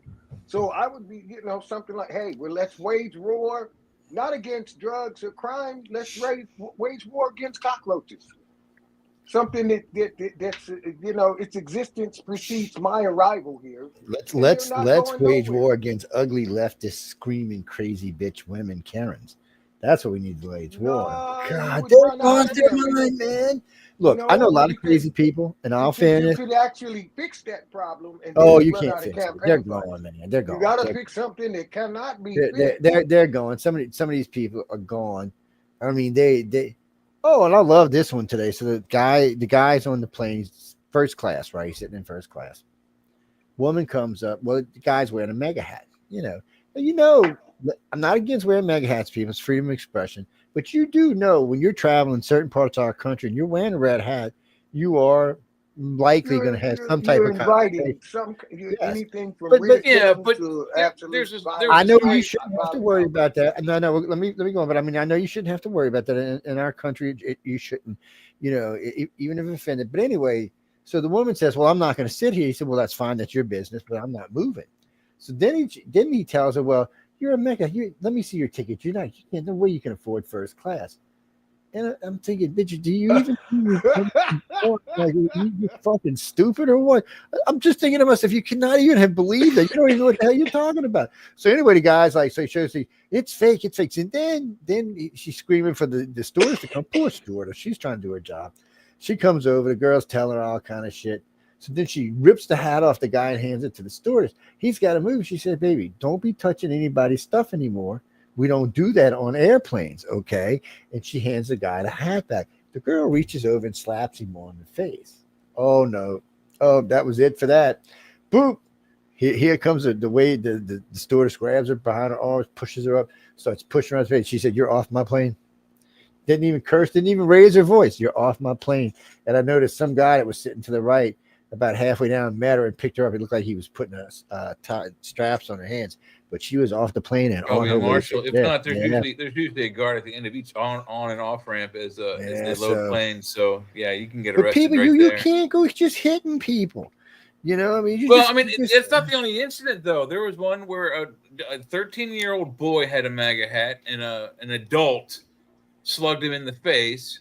And the parents took the case to. I mean, there was a police report written up because the police. I guess it was some kind of event and somebody. But they tried to take it to court, and the judge said no. Would not allow the case to go through court. So what do you mean, Ryan? So I'll tell you what. In the near future, we don't have enough time tonight, but I got several good friends of mine that happen to have different colored skin than mine. So what I'll do is I'll invite them on the show. And we can discuss all of that. How's that? Okay, yeah. Well, I got to go out to LA because I'm speaking with the. I shouldn't announce this yet. Never mind. So a couple of years ago, I did this thing for NBC News in San Francisco, and the girl who hosts the show I met a while back on some other thing I do. Anyway, so she invited me back. Well, the last time she had me come out there because I'm an old white guy from the South. I don't know about anything. She had me come out there to whoop up on these three ladies. I'm not going to get into any of it, but she goes, because these women were just such snots and going on. It was three. What? Yes, it's a story about the coalition. Yeah, that was it. Was it about the abortion thing? No, this was about abortion. So Jennifer's a lesbian. And she knows, because of this show and other shows we do, we talk about it sometimes. And she goes, Joe, these three women are just go on and on. So she brought me on. And this one woman for 20 minutes just proceeded to blame me about lesbians. I'm like, okay. I said, don't take this the wrong way, sweetie. I said, you're not the first lesbian I've ever met. I'm from New Orleans, about one of the largest gay populations in the fucking planet. I said, it's not a big deal because you're a lesbian. It just, I'm from New Orleans. What does it matter? Two things in New Orleans that doesn't matter to anybody: what color you are or what your sexual orientation is. Nobody who hangs in the city gives a shit. We're all down there just hanging out together. We don't want any trouble. Everybody wants to party, get high, get fucked up, get crazy, have a good time, go home, do whatever. Get their beads and go. And that's what they want. And it's probably one of the few places in the world that you can have such a mixed crowd that you're not going to really have any problems. And then you can tell the locals because the locals all are, they just do things certain ways. They're the ones that are sober. For one thing. Well, I tell you what, you won't see usually you won't see guys or even girls in the summertime wearing shorts on Bourbon Street. And they want to because it's hot outside. But Bourbon's not the cleanest place to be letting your skin be touched by shit that's 400 years old, popping up out of the ground, bubbling up like. What are you talking about? When we were kids, we were allowed to swim in the actual, raw sewage. Oh, not this. No, not this, man. This is this. There may be the Black Plague back down there or some shit, man. What do you mean? Anyway, Jack. You're talking about wading in the Hudson, Joe. Wait, Jack, what are you talking about? Jack, where the fuck are you from? We actually had a hurricane come through in Maryland when I was a kid, and literally all the sewers backed up, and so our basement filled up with about 4 foot worth of water. Destroyed most of my parents' books, but the electricity was out for like a month and a half, maybe 2 months. I don't know how long, but we had no entertainment but swimming in the actual 2 days. literal raw sewage and looking at my parents' books that survived the flood. Wow. Yeah, that was it. That's all we had for a month and a half was books for grown-ups. Hey, good things in books for grown-ups sometimes. Carolyn, No, what's that? I got a conspiracy theory about the caring thing. No one's ever run a background investigation on these people after they're arrested. I'd like to know, are they eating the free food or are they eating the food that they want? Are they eating food that's from cellophane wrappers? And is it within 12 to 15 blocks of where they live? And where do they live? Now, why did I say that? Don't you I find think it kind of odd that Karen is like an entity that hopscotches all over the country and shows up in these various different... Oh, it's a phenomenon you at know, every customer service desk in every store across the country. Well, yes, let's use the word logical. Joe said something about the lesbians. Okay, so here's my logical. My question is it biological? Is it psychological? You see, what kind of logical is it? Is it physiological? Oh, so when you get into that kind of stuff, it gets weird. No, Jesse, Yeah. I'll tell you what, when it airs, I'll let you know and you can come on. That's a 3-hour show all in and of itself, Ben. But yeah, no, I've said the same thing. I mean, there's an example of a type of frog in Africa that if there are too many, and I think if it's too many males in the local population, several of the males will spontaneously revert back to female in order to go back to a more even population, I guess. And we know that some of our DNA has some reptilian and some mammalian and some amphibian. We're like mutts. We've got all the animals' DNA in us. So maybe it's that kind of maybe there is, like you said, there's a chemical, biological, and physiological. Maybe there's too many people, and as a population thing, maybe that's why there are some people who swing the other way. You got my sick, cynical sense of humor just going wild here, because what you just described is what happens to men when you lock them up. They cloister up in little groups and make a decision. Somebody's going to have to be the girl. We're not going to make it. Yeah. Somebody becomes no. You're absolutely right. Somebody becomes the bitch. Yeah, it's absolutely that is. But we know that also happens in it also happens in nature. Like we know, like for instance, in prides of lions and other large cats, that to dominate some of the other male cats, the big cat will rape the other boy kitties. Yeah. Well, that just means it's time to leave. That's all. That's about get But the fuck out. It's also a form of dominance. It says, look, you want to be around, I'm in charge. If not, this is going to happen to you every time you get out of line. That's true. And it literally happens. It's a thing. I mean, he said it's going to happen to you every time your mama don't give it up. But most of the great cats also reproduce through a form of rape. Most of the girl cats are at least first-time unwilling partners. Well, yeah, and no. Them hormones. In addition to that, part of what happens with lionesses is they will attempt to sleep with all of the male lions they can get their hands on as a way and a means of tricking them to believe that these are your kids, because what male lions do is kill the kids first as soon as they choose one of the females. So, but if you think you're the daddy, you're not going to kill the kids and see her and the kids survive, and everybody thinks they're the daddy. Yep. Yeah, that's true too. That is very true. Well, what are you talking about, Christopher? What about him? No, his wife kind of bothered me. You're talking about Charlie Kirk, right? Nah. So I don't know. There's something about this woman I haven't made up my mind about. I like Charlie Kirk. She seemed kind of. I mean, he's crazy but fun. To put it just mildly, I saw her speech. I thought she was kind of militant, kind of, I thought she was like threatening. What her background really is? And I know some of her background. This dude's wife. Okay, look, I'm going to repeat what they said because I wasn't there. Okay, I don't run with these people, but this is the storyline. The storyline is that back in the day, that she was involved with Donald Trump as he somehow spotted her and recruits her to be in the Miss Universe or Miss America pageant. This turns into somewhat of a business relationship that by the time she is 17, she's won the pageant, and she has now been dispatched to Romania to work for a 501c3 that's supposed to be looking out for young women who are at risk. Now, fast forward to her early 20s. She is now working for the Donald Trump administration, whatever her job is, I don't know, but this is the storyline. They are already backing, okay, Charlie Kirk as an activist, okay, through one of the 501c3s. Now, according to the storyline, again, I wasn't there, so I'm repeating what somebody said, that she was dispatched to go ask him for a job, to go ask Charlie Kirk for a job, and either somebody put the idea in mind or she decided that this is the way it's going to go.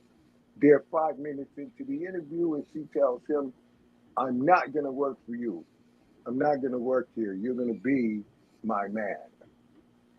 That's See, but that's not actually, so it is up until that point. So him and her, there's a video of them two talking, and he's talking about it, and he told her that. He said, no, I'm not going to hire you, is what he told her. He said, I'm not going to hire you because you're going to be my wife. And they started dating right after that. It's actually you can find it. It's on YouTube. It's the version that you're telling me sounds more plausible. I know men who have well, no, I mean he's actually there saying it. So it's not something you have to guess about or worry about because you have both of them there together. What bothered me about her was, so I'm listening to her. She's talking about when she sees Charlie, he's dead. He's laying on a table dead, I guess. And she talks about he's got this like weird smile on his face, and his eyes were slightly opened so she could see him. And she was talking about it looked like maybe he was happy because maybe Jesus came and got him ahead of time. And I was like, wow. What do you mean ahead of time? Before he actually died, he took his soul before he died. And so he was happy. He had a smile on his face. Whatever, is all I can say to that. I don't even know what to think about that. I mean, that's just a coping mechanism, I guess, on her part. But no, that's the not smile was probably that's a a result of the recruiting bullet hitting his mechanism. brainstem, and it was, because. Oh, and this is another thing. I keep hearing so much bullshit about these bullets. It's now they're swearing. And Friends Gaspard said, "Oh no, he was shot from behind on an angle." One person. Yeah, I saw that video.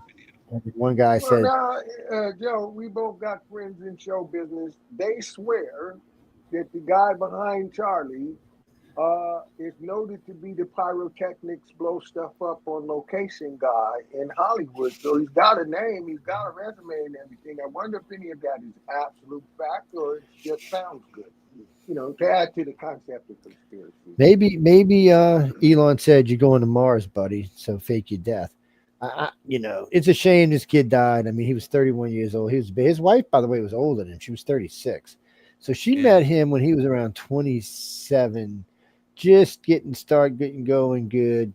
And there's something she has a, man, I'm going to get in trouble. I ain't going to say this. Never mind. I'll be getting emails for fucking 10 years. It's, there's just something that bothered me about, when she said that. No. I'm going to just say it like this. Look. No necktie, no cufflinks, no bullshit. Okay, you get 3 women. Okay, the business partner. Okay, the sex partner. Okay, that's the girlfriend as well, and then the mama who is also your best friend. Okay, and if you are truly blessed, you get all of those under the roof of one woman's head. If not, you're the guy who's got more than one union in your past. We know this. We don't have to debate it. The question is, was she all 3 for him or was she one of them? And her demonstrated behavior brings a lot of things to question when you don't, all you know is what you've seen and what you heard. You don't know these people.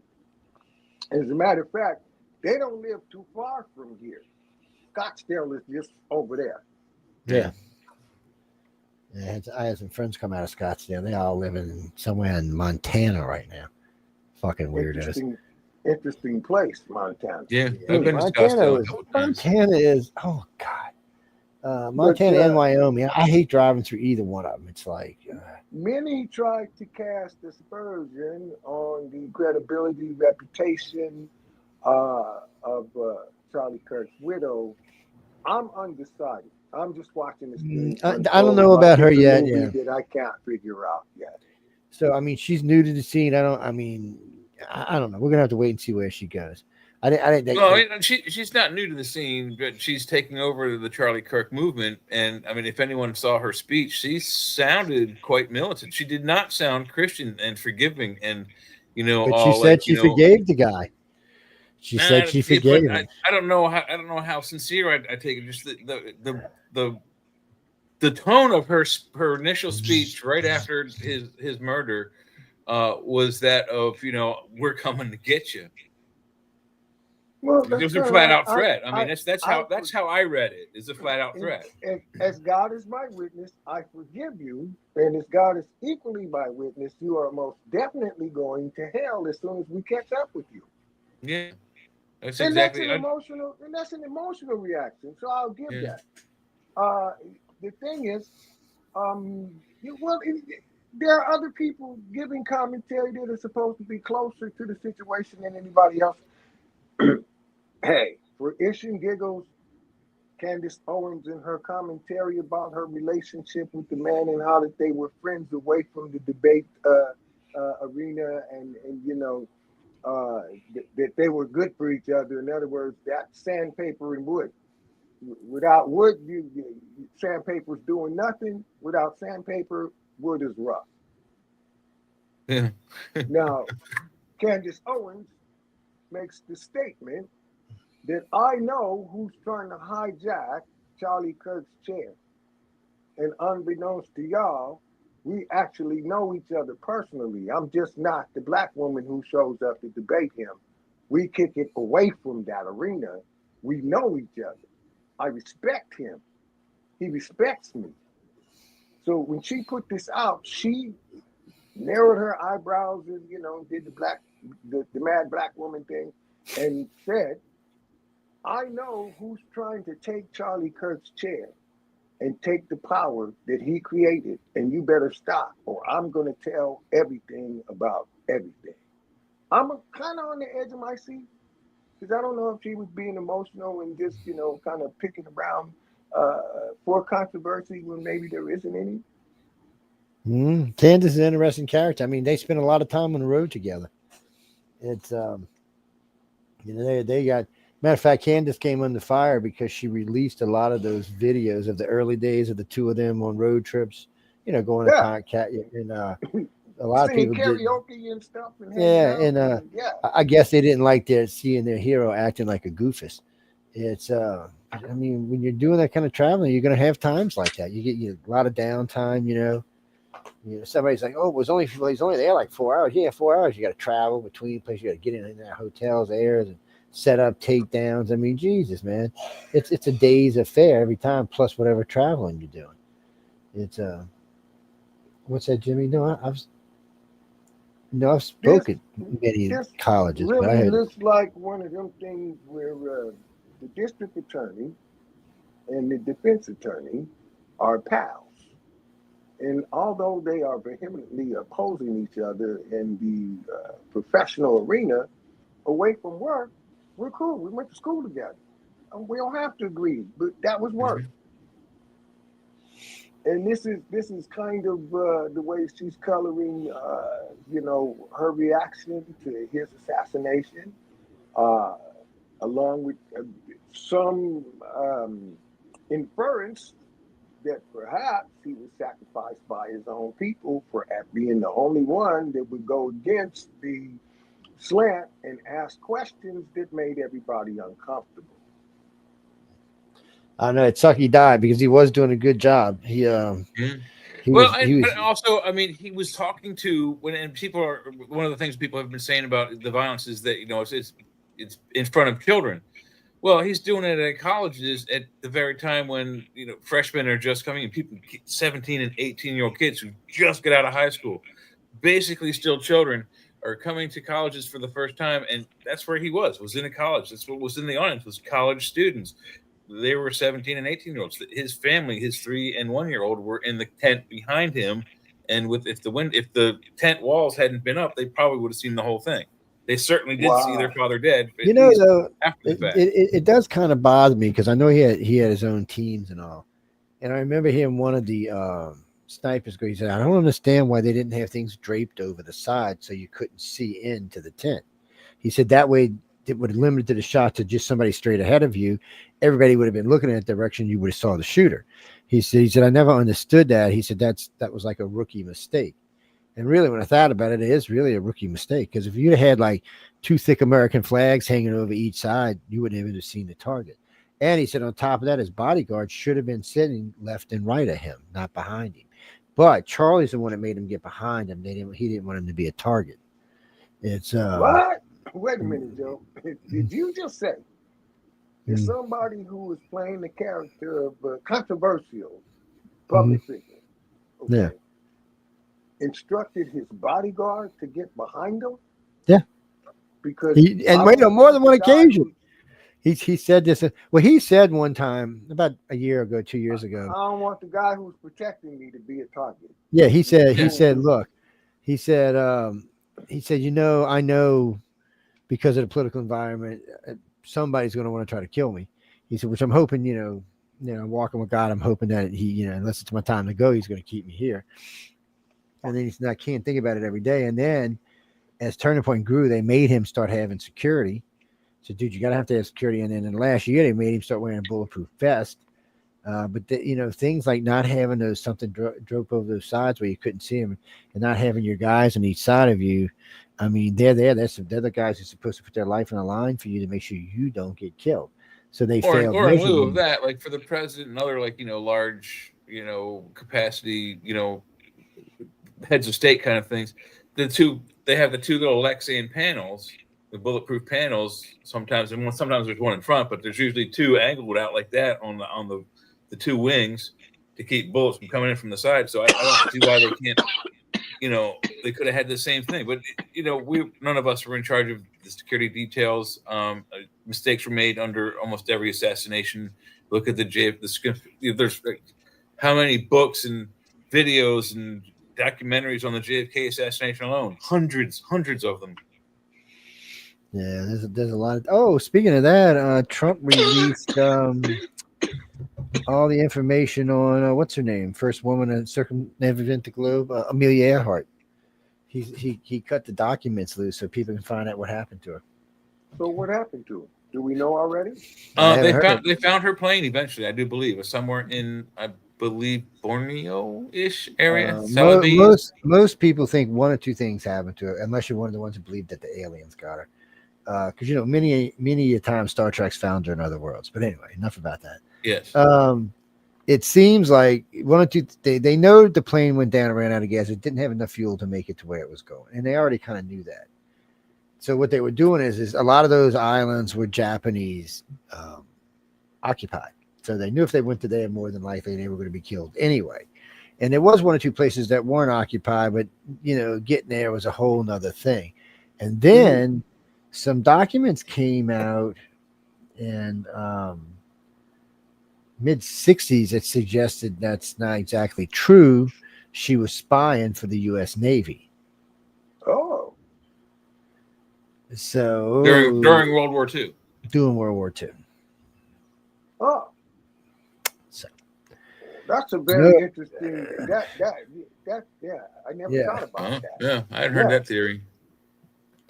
So I was kind of like, well, that actually makes a little bit of sense. She was our version of Mata Hari, huh? That explains a whole bunch of stuff that was a big question mark. Yeah. And if that's what she was really doing, okay.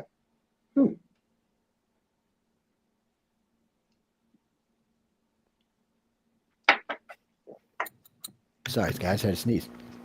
It's okay. it's it was kind of weird though when they were talking. I was like, well, that's an interesting theory, and it does kind of make sense being where it was and all, and who she was and what they were doing. Jimmy Lee Ranger is that your real last name, Ranger? I'm not trying to be mean or anything. I'm just asking. Jimmy Lee Ranger. Okay, well, Jimmy Lee, where are you from? Yorkshire. Oh, England. Oh, hey, what's up, man? I know it's Jesus, man. It's what 7 in the morning over there, huh? How you doing? You up listening to us early in the morning? Yeah, pleasure to have you on board. What you got? You mean the Trump's trip? Man, I mean, come on, guys. Yeah, I have no problem with the way he was treated at all. None whatsoever. He was treated pretty good. I mean, he had that one little day where his little picture was up there with Epstein, but other than that, I mean, there was 100,000 people in the streets chanting Trump. That's far from the first time he went. Nah, I mean, come on. I mean, 100,000 people, Trump, Trump, Trump. There was over 200,000 chanting for well, actually, they said it was over 1 million now, chanting for Charlie A million Kirk. Worldwide, but if you look at the video from, they said there was 1 million. The Well, mayor of London said there was over 1 million people in the streets. Was it okay? Well, yeah. I mean, if you look at the street is there's no car. It's wall to wall people. As far as the street is wide and long in the picture, it's amazing. So the charity, the worldwide organization for churches, put out the thing yesterday. So far, they know for a fact over 110 million people have mourned for this dude. Do you realize that's more than anybody I've ever even heard of? That's more than Bruce Lee. I mean, the world lost it in '73 when Bruce died.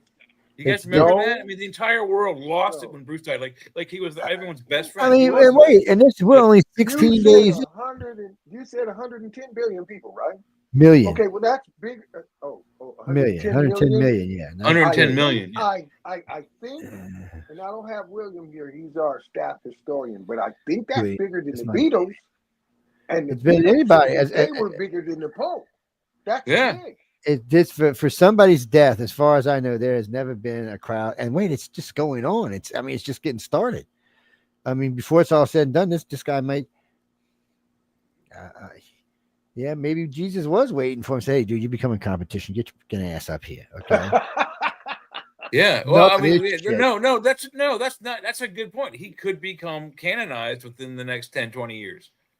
No, we have an American Pope, and as an American, he could feel some sort of solidarity and canonize Mr. Kirk.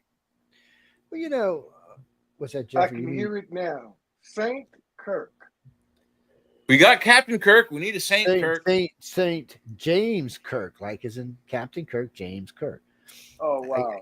What if Charlie Kirk? What if Charlie Kirk is the great grandfather of James T. Kirk? Oh Jesus! We don't know. Jay's cut him off. You just take the pipe away from him. Say, Jay, put the damn pipe down. Hey, I promise you, I'm not smoking any more than infused pre-rolls, man. You don't make me spit my damn coffee out. What's that, Jeffrey? Where the hell are you at?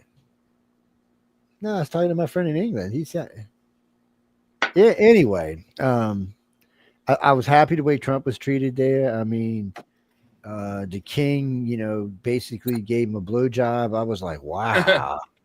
I think he gave him a blowjob to show Melania how to do it correctly. It was something weird about that. And not just teasing. I like the king, people. I'm just teasing. She is European. I'm just teasing. Well, I like the king. This is what I want to know because I like the prince better. I'm watching the body language, and there are people over here who think that the body language is symbolic of some other level of communication. Yeah. Does it really mean anything when the American president walks in front of the King of England? He did that to the Queen too. There? What does that mean? Does that mean that somebody what that else means? says I don't have to follow the rules? No, that's not what that means. That is not what that means. That means I am fucking emperor of the world. Do not fuck with me. I control the world. Not you, not him, not her, not Putin, not Xi Jinping. I do. That's what that's saying. I'm more important than you. Exactly right. He is showing the world that I am the fucking emperor. You're going to deal with me, and you're going to fucking like dealing with me. This is not the Trump of 2016. People are making a big mistake when they deal with him. This is not who this is. He's not seeking another re-election. He doesn't want to. He'll be 82 when he gets out of office. He wants to leave a name for himself, and he wants to leave a good one so that his son, what's his youngest son, Barron, can be president one day. Yeah. Okay. So he wants to make sure he leaves us in good shape, and he's working hard at it. I mean, come on. I've been alive a long time. I have never in my entire life, even including Reagan, seen this much fucking done in 10 months ever. No, look at how much Whether stuff you happened. like it, don't like it, hate him, love him, it doesn't fucking matter. I have never, good, bad, ugly. I've never seen a president do this much. I grade real hard for politicians because, you know, almost 60% of what they have to have as a skill set is you got to be a good liar. You know, you got to be able to throw the rock, hide your hand, and time everything so that you always look like the hero. And everything is not going to make you look perfect. You know, you're going to be under the gun. But in the years that I've been paying attention, this is the first time what I paid attention to is how much stuff got done in 6 months. That's amazing is what it is. That's how long this guy's had this job. Really, he did a whole bunch of stuff. It feels like he's been in office for 4 years already. Yeah. Okay. The amount of attention that he's getting in every morning, I wake up every afternoon. He made some other statement. Everybody's losing their mind over here, over there. Everybody's running around like a chicken with their head off, afraid of what he's gonna do next. And he never tells you until after it's done. Or until you're like, what the fuck just happened to me? Also, gentlemen, may I interject also that you're both overlooking the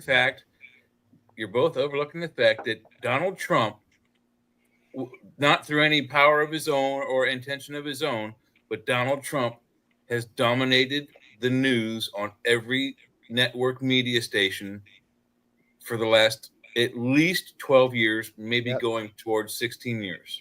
For sure, 12, no matter how you look at it. He's dominated. But I gotta say, you know, he's a fucking madman is what he is. I spent many years in Hollywood, so I gotta say, Donald Trump realized that it's the press that was in control of elections and you know who hears what when and about and popular opinion. Absolutely, yes. Right. Yes, so he came to Hollywood and he studied down. He said, "I'm not going to depend on Hollywood. I'm going to go get the game. I'm going to learn all the insider techniques about how to bring attention, what, you know, proper timing, learn all of this commercial stuff, and then he applies that to being president." Pretty smart. Most people are not. No, that's gonna absolute do that. truth. Absolute They're going to want truth. the machine to support them. You know, he decided, you know what? I'm becoming to become the machine on my own behalf. Well, you know, I agree with that. He's just, and what gets me about him is how many people, especially the Democrats, don't realize when they're being played. I'm thinking the other day he said something. Oh well, Gavin Newsom starts going on and on about his people keep sending him Trump 2028 hats. And they asked Trump about it. He said, well, you know, you can't take a joke. And because so Trump's doing it on purpose. And so he does shit like this. He tells the media stuff. But and I knew he was a player because I had seen his family. And I, you know, when you look at Trump prior to him getting into politics, he's a different person. So, you know, lately there's been a lot of blacks come out on TikTok and Instagram and talking about all the things he did for blacks when, you know, before he became president. I mean, this picture's in with Oprah saying you'll make one of the best presidents ever. Her words, and not just once. We're talking 3, 4, 5 times. Then there's lots of other people, you know. But if you look at those same interviews, if you look at those same interviews at that same time frame, he's a very young man. He hasn't really been. He's not very popular. He's well known in New York and maybe other some big cities. He's vehemently against the idea of becoming president. Every time they ask me, he's like, "Oh no, I don't want that." I mean, as he goes on, he's like, "Oh no." He like, they showed him as he's going on with different people who was interviewing him. They showed him when he was young, as he got older, and when you could start to see him changing, and where he started thinking about, "I'm gonna get into politics." And it was funny because NAACP gave him several awards. And he was well loved. And then all of a sudden, the Democrats said, "Oh no, not Trump. Trump's great, man. He's fabulous." And the day he switched parties, he became a racist Nazi pig. Okay, Yeah. wait a minute. I'm fucking confused at this point. So, you know, and then everybody's really confused why he pulled such a large black vote this time and why next time it's going to be even bigger for 2026 because Trump is brilliant in the fact that he got on stage in front of the whole fucking country and said, look, he said, I know we got problems in the country. He said, but I have to ask you, if you're black, what have the fucking Democrats done for you in the last 50 years? And when you have to sit down and look at it and say, well, what have they done? I got a lot of friends of color. When I ask them that question, they're just kind of like, "What?" Ben said. I agree with what Ben said. So Ben got it right. The reason why Trump is so successful in the media is he learned. He went to California, or California came to him. Actually, he went to New York. No, he went to New York. He was in New York. They filmed The Apprentice in New York. But the same reason why President Reagan was popular as both a governor of the state of California for his 2 terms and then president of the state for his 2 terms was because they knew how to read the written words that were given to them in a speech form. They knew how to address the audience when they were talking, and all the actors did. And Trump went through that same training, maybe not as intensely as Reagan. You know, Reagan wasn't necessarily the Oscar winner. He wasn't like the Brando type, but that's how he was so appealing to the countries. He learned how to speak to the people and make them feel, entertained, happy, sad, whatever. Trump did the same thing, but he also, to his demise, the TV show Apprentice portrayed him as an asshole, and that translated through the first administration. That's why he lost the second running, and then during those 4 years where he wasn't president, the woman who was his campaign manager and is now House Operations at the White House or whatever her job title is, she helped flip his public image. Without her, I think he still would have floundered as in the first administration. But she flipped the public opinion on him, and she's gotten him to be more, like you said earlier in the show, Ben. It's a fucking business. The country we have, it's a fucking business, and we need a businessman to run it. And she flipped the public policy on him. If the public really hadn't hated him as much as they did, he wouldn't have made it. You need an image manager. Okay. Well, that's true, and it's not true because she'll tell you she'll tell you she learned from Trump. Look at the goofy running man. Look at the goofy running man when they're talking to like just like you said, like a manager, Ben. If you look at the movie The Running Man, there's the one scene where Richard Dawson, the game show host, is talking to the president or about to talk to the president. He's like, "Well, call the president's agent."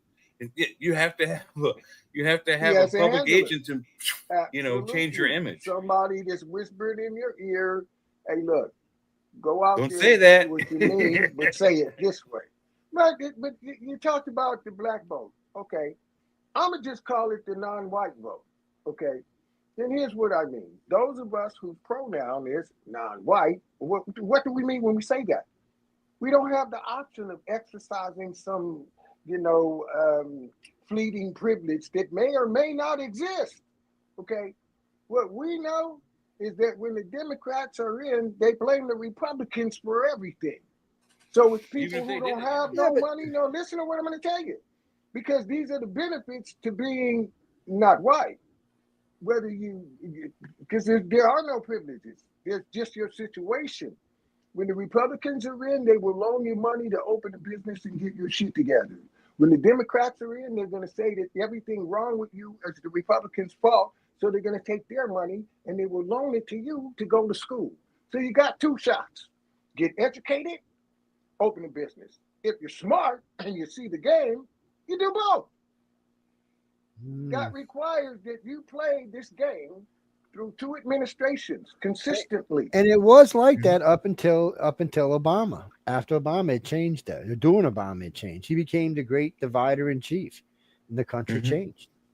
Well, the country became something else. It's nowadays it wants somebody.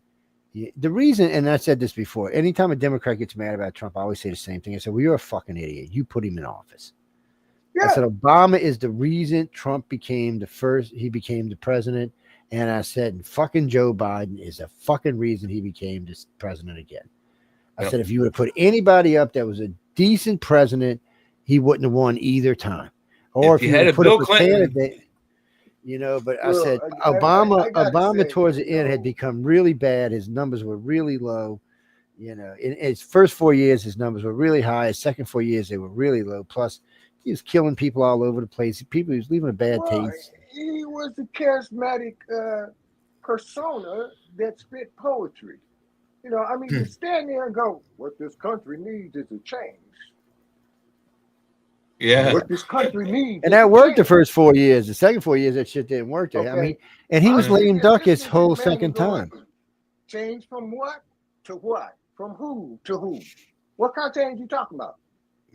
Nobody would ask him to back that up. They were just charmed. Did he? Well, didn't he not? Did he not try to attempt to have the national religion called as Islamic religion? He did try for that, did he not? No. That's just all smearage.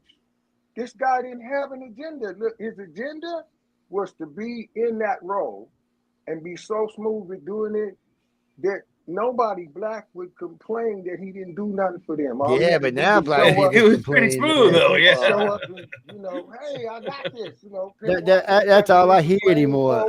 You know, how you like me now? So answer me this, Ben. How did he go? We didn't get shit done. How did he go from being his ass kissed to now black people all over the country just hate his ass? I know Kamala Harris hurt him because when he went out there and said, when Joe Biden went out there and said, you ain't black if you're not voting for Kamala, and Obama got out there and reinforced it, pissed off a lot of people. I mean, a lot of people got pissed off, man. They were like, what do you mean we ain't fucking black? Well, it's kind of like they're trying to direct the vote, you know? Wait, you said, some old white man can't even remember how to zip his pants, going to tell you ain't black. And then the black guy, the president, is going to sit there and say, oh, yeah, well, he's right. You know, if you're voting for Trump, you ain't black. And I was just like, really? I said, I'm telling you, that's not going to go over. And it didn't. Yeah. It was the biggest PR debacle mistake that they could have made under those circumstances. Oh, no, they've done worse since. But, yeah, at the time it was. But, you know, black people as a whole in America are not naive the way they used to be. Okay, and when I say they used to be, there was a time when the president could pick up the phone and say, hey, James Brown, we need you to go out, spin around like you do, drop down in the spits, jump up and tell everybody, say it loud, I'm black and I'm proud. Tell them to be cool and behave themselves and everybody be a good United States citizen. Handle that for me, will you? Okay, peace, bro. And it worked. That was how many years ago? It's a different world today, that's for sure. Yeah, it's not the same as it's not the same as it used to be. Well, so it was funny. Just recently they were at a college and they were asking people, you know, what do you know about the past? Who do you know? You know, how do we get to where we are today? I got to say, the majority of Americans are not as educated as they should be.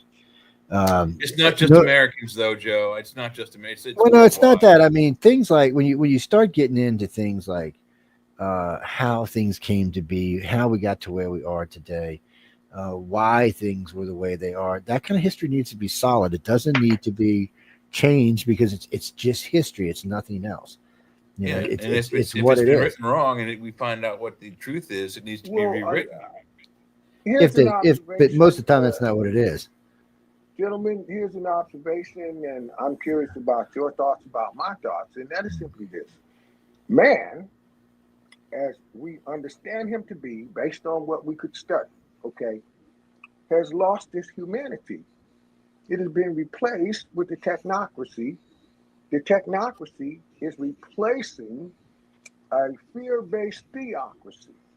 Okay, everything that we learned about being a good person has fear connected to it, that God is going to send you to hell. The church is not going to find you in obedience and within the perimeters of social decency. So the concept that our inherent nature is to be civil and be good to each other, we lost that a long time ago. So we're in terms of how did we get here? we got here because the old system needs to be replaced or the lies need to be removed. And that scares the people who've been using it to stay in power since before we were born. You got a lot of things going to happen. I mean, yeah, somebody asked me the other day, could we time travel back in time and change where we are today? And there are a couple of key places, like when MacArthur said, conquer Russia. Actually, what they said was go back to World War I and not give back any territories that we took all the way up until today. That would give us 84% of the world. I think World War II may or may not have happened. There's lots of things that could have changed. Yeah, so, absolutely. Well, no, they were saying for World War II to happen, they were just saying that all the territory, we should have kept it all. And right. The problem for Earth is there's also the grandfather clause. What if your great ancestor was killed or not killed the way they're supposed to be? Your family may change in ways that you no longer exist. It's not about that. It's about there's only certain places the planet can go. And at this point, with 200 different countries, we're asking for World War III. It can't stay this way. It's not sustainable this way. The population is, but the way the dynamics work are not. Sooner or later, there's going to be a big war. Are we really at the point where we can't share the resources? I have to kill my neighbor. Is that really what you're saying, Joe? China's got. Think of it this way. Between China and India, they control 3 billion people. Yeah. 1/3 of the population so far. Yeah. How much of the resources are they going to need? We're measly just 350 million people. That's all we are. We're not that big in the grand. And even if we had the Europeans, we're only about not even 1 billion. So, I mean, we're vastly fucking outnumbered here. And, people don't even stop to think about that, and if it comes down to a resource fight, fortunately for the U.S., it's very advanced, but still 300 million versus 3 billion. That's not exactly a fucking still though. fight. If we were to go to full out World War II right now, or World War III rather, we don't have even the manufacturing resources we used to have prior to World War II. And that's something else we were bringing up earlier. That's another reason Trump wants to bring it back. He wants us to be the manufacturing base, because if you get into war, you have to be able to manufacture. One of the things that saved our ass in World War II is we were in the middle of a major manufacturing boom. So it allowed us to just key up and go. Well, then given that, that there's over, I think, 5 pounds of silver in the tip of every Scud missile. Why are we giving it away to foreign countries to go finish them shit that we didn't start? And the American people don't know that our mineral resources are the tip of this thing, and they're just today it's not even our mineral resources. It's minerals we bought from China and gave to somebody else. Can figure that one out. Yes. Deeper than that. Right now, America's only producing 5% of its own minerals. And we have the minerals in the United States to do it, but we're not set up for manufacturing or mining for this stuff. We're okay with mining. We have a few states that are experts on mining. That's not what they were saying yesterday. They were saying that's because that's propaganda. They're not talking about stuff that's highly dangerous to mine, is what they're talking about. Doing coal isn't West Virginia. They do coal. They mine coal right out of the ground. That's not dangerous. This is far more dangerous than coal. It's still what I'm saying is we have an infrastructure of people willing to do that kind of work, and why not? If we could get them to do it, you pay them well, they'll do it. Yeah, well, they're going to have to because it's coming here. If you want to think about supply side economics, okay? Well, if we're no longer, as a country, really the big guy in the equation, smart is sit on your supply and trade with everybody else, because the day is coming where the only thing you're going to have is what you got. So don't sell that. Yeah. Hang on to it. Leverage it. He's got a point. Funny you say that, because this says you own it to go borrow money to buy everybody else's stuff, keep everybody eating. Do not sell our assets to nobody. So you do know the F-22 Raptor we don't sell to anybody. That's smart. Not to anyone. What are you talking No about? one to- Mine's coming in next week. I have to go down to the dealership and No, pick it up. the Raptor doesn't get sold to nobody. The Raptor is for homeland defense. Where do you think I live? It will fuck somebody's world up. When the first time Putin seen one, I thought he had an orgasm. Xi Dude, Jinping, I know he did. Xi Jinping was does like this. almost peed himself. It does this. See ya. Oh, it's real. Huh? I thought I was watching AI. So it's real. No, No, yeah. they literally After what he go did, he's a beast, straight man. up and go, whoopee-whoom. It's a Yeah, beast. just You do a dolphin kicks. vertical takeoff. This Did you see thing. the Well, no, dolphin he's kicks? talking about in flight. It'll just come up. It'll Yeah. be cruising along at like Mach 1.5, and it'll just pitch its ass up. It's got what do they call it? What are the vertical? Vectored thrust. Yeah, vector thrust. So it moves it around. It can hold it there as it's going up. The thing is a beast. So if somebody's coming at plus, right now it can kill any aircraft on the planet almost Before they're in 10 weapons range. minutes before they can see them. Yeah. It's and they'll never see the plane. They'll only see the missile. Well, because they'll go, what, Fox 1 and then turn around and go the other direction. So they'll never. But we're working on. They won't even know the plane was in the area. They'll just, oh, wait a minute, we're locked on, and they're dead. Too late. Well, they're working on these weird skipper missiles that they launch them and they kind of change their destination. And then at one point, as they're zeroing in, they have this way they tilt, and it reflects the whole scene around them, so you can't see them anymore, not on radar or not with eyes. Yeah, you won't see the damn thing it's about to hit you. They're not playing around. When it comes to technology, that's why China optical cloaking. China can't steal the shit fast enough to keep up with us. And we're just, when it comes to something. Even if they can, how many years did it take us to develop that? 20, 30 years per system? There's no way they can come up with a stealth plane like ours in the same time frame we did. It took us it's funny. 60 years. It took at least 30 no, years to get at least the China's first been- one. Their China's last been stealth plane was almost pretty good, but China's been whooping on us something kind of proper. We lost a couple of rounds here lately. no, on what? No, we lost Vietnam. That's it. So China can't land a No, I don't. spacecraft. I'm talking about trade, and I'm talking about manufacturing. No, not Yeah, anymore. yeah, we did. This is what people don't understand. Yeah, No, absolutely. people don't understand this. So when Trump was going to take it in 2016, China was supposed to pass us up with like a 30-something trillion economy, and was going to leave us behind at like 25 or 26. But that happened. No, that did not. Why did that not happen? Because Trump firmly put his foot in their ass, and then while they were trying to dig their way out of that, COVID hit. And they were screwed after that because there was nowhere they could go. Well, Joe Biden gave them breathing room, but not enough because they were still suffering from all the shit Trump had done to them. Well, so they were hoping, that Miss Harris would win and they would get some more breathing room, but she didn't. Trump did, and Trump immediately reached out and grabbed him by the throat and said, "Fuck you! You're not doing anything.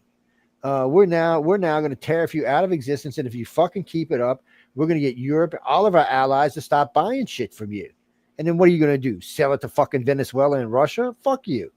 See, that's the problem here. Is people forget that the majority of the world, out of the 200 countries, 170 of them are going to follow the United States in finances, because between us and Europe, we control the majority of money in the world, like 2/3 of it or more.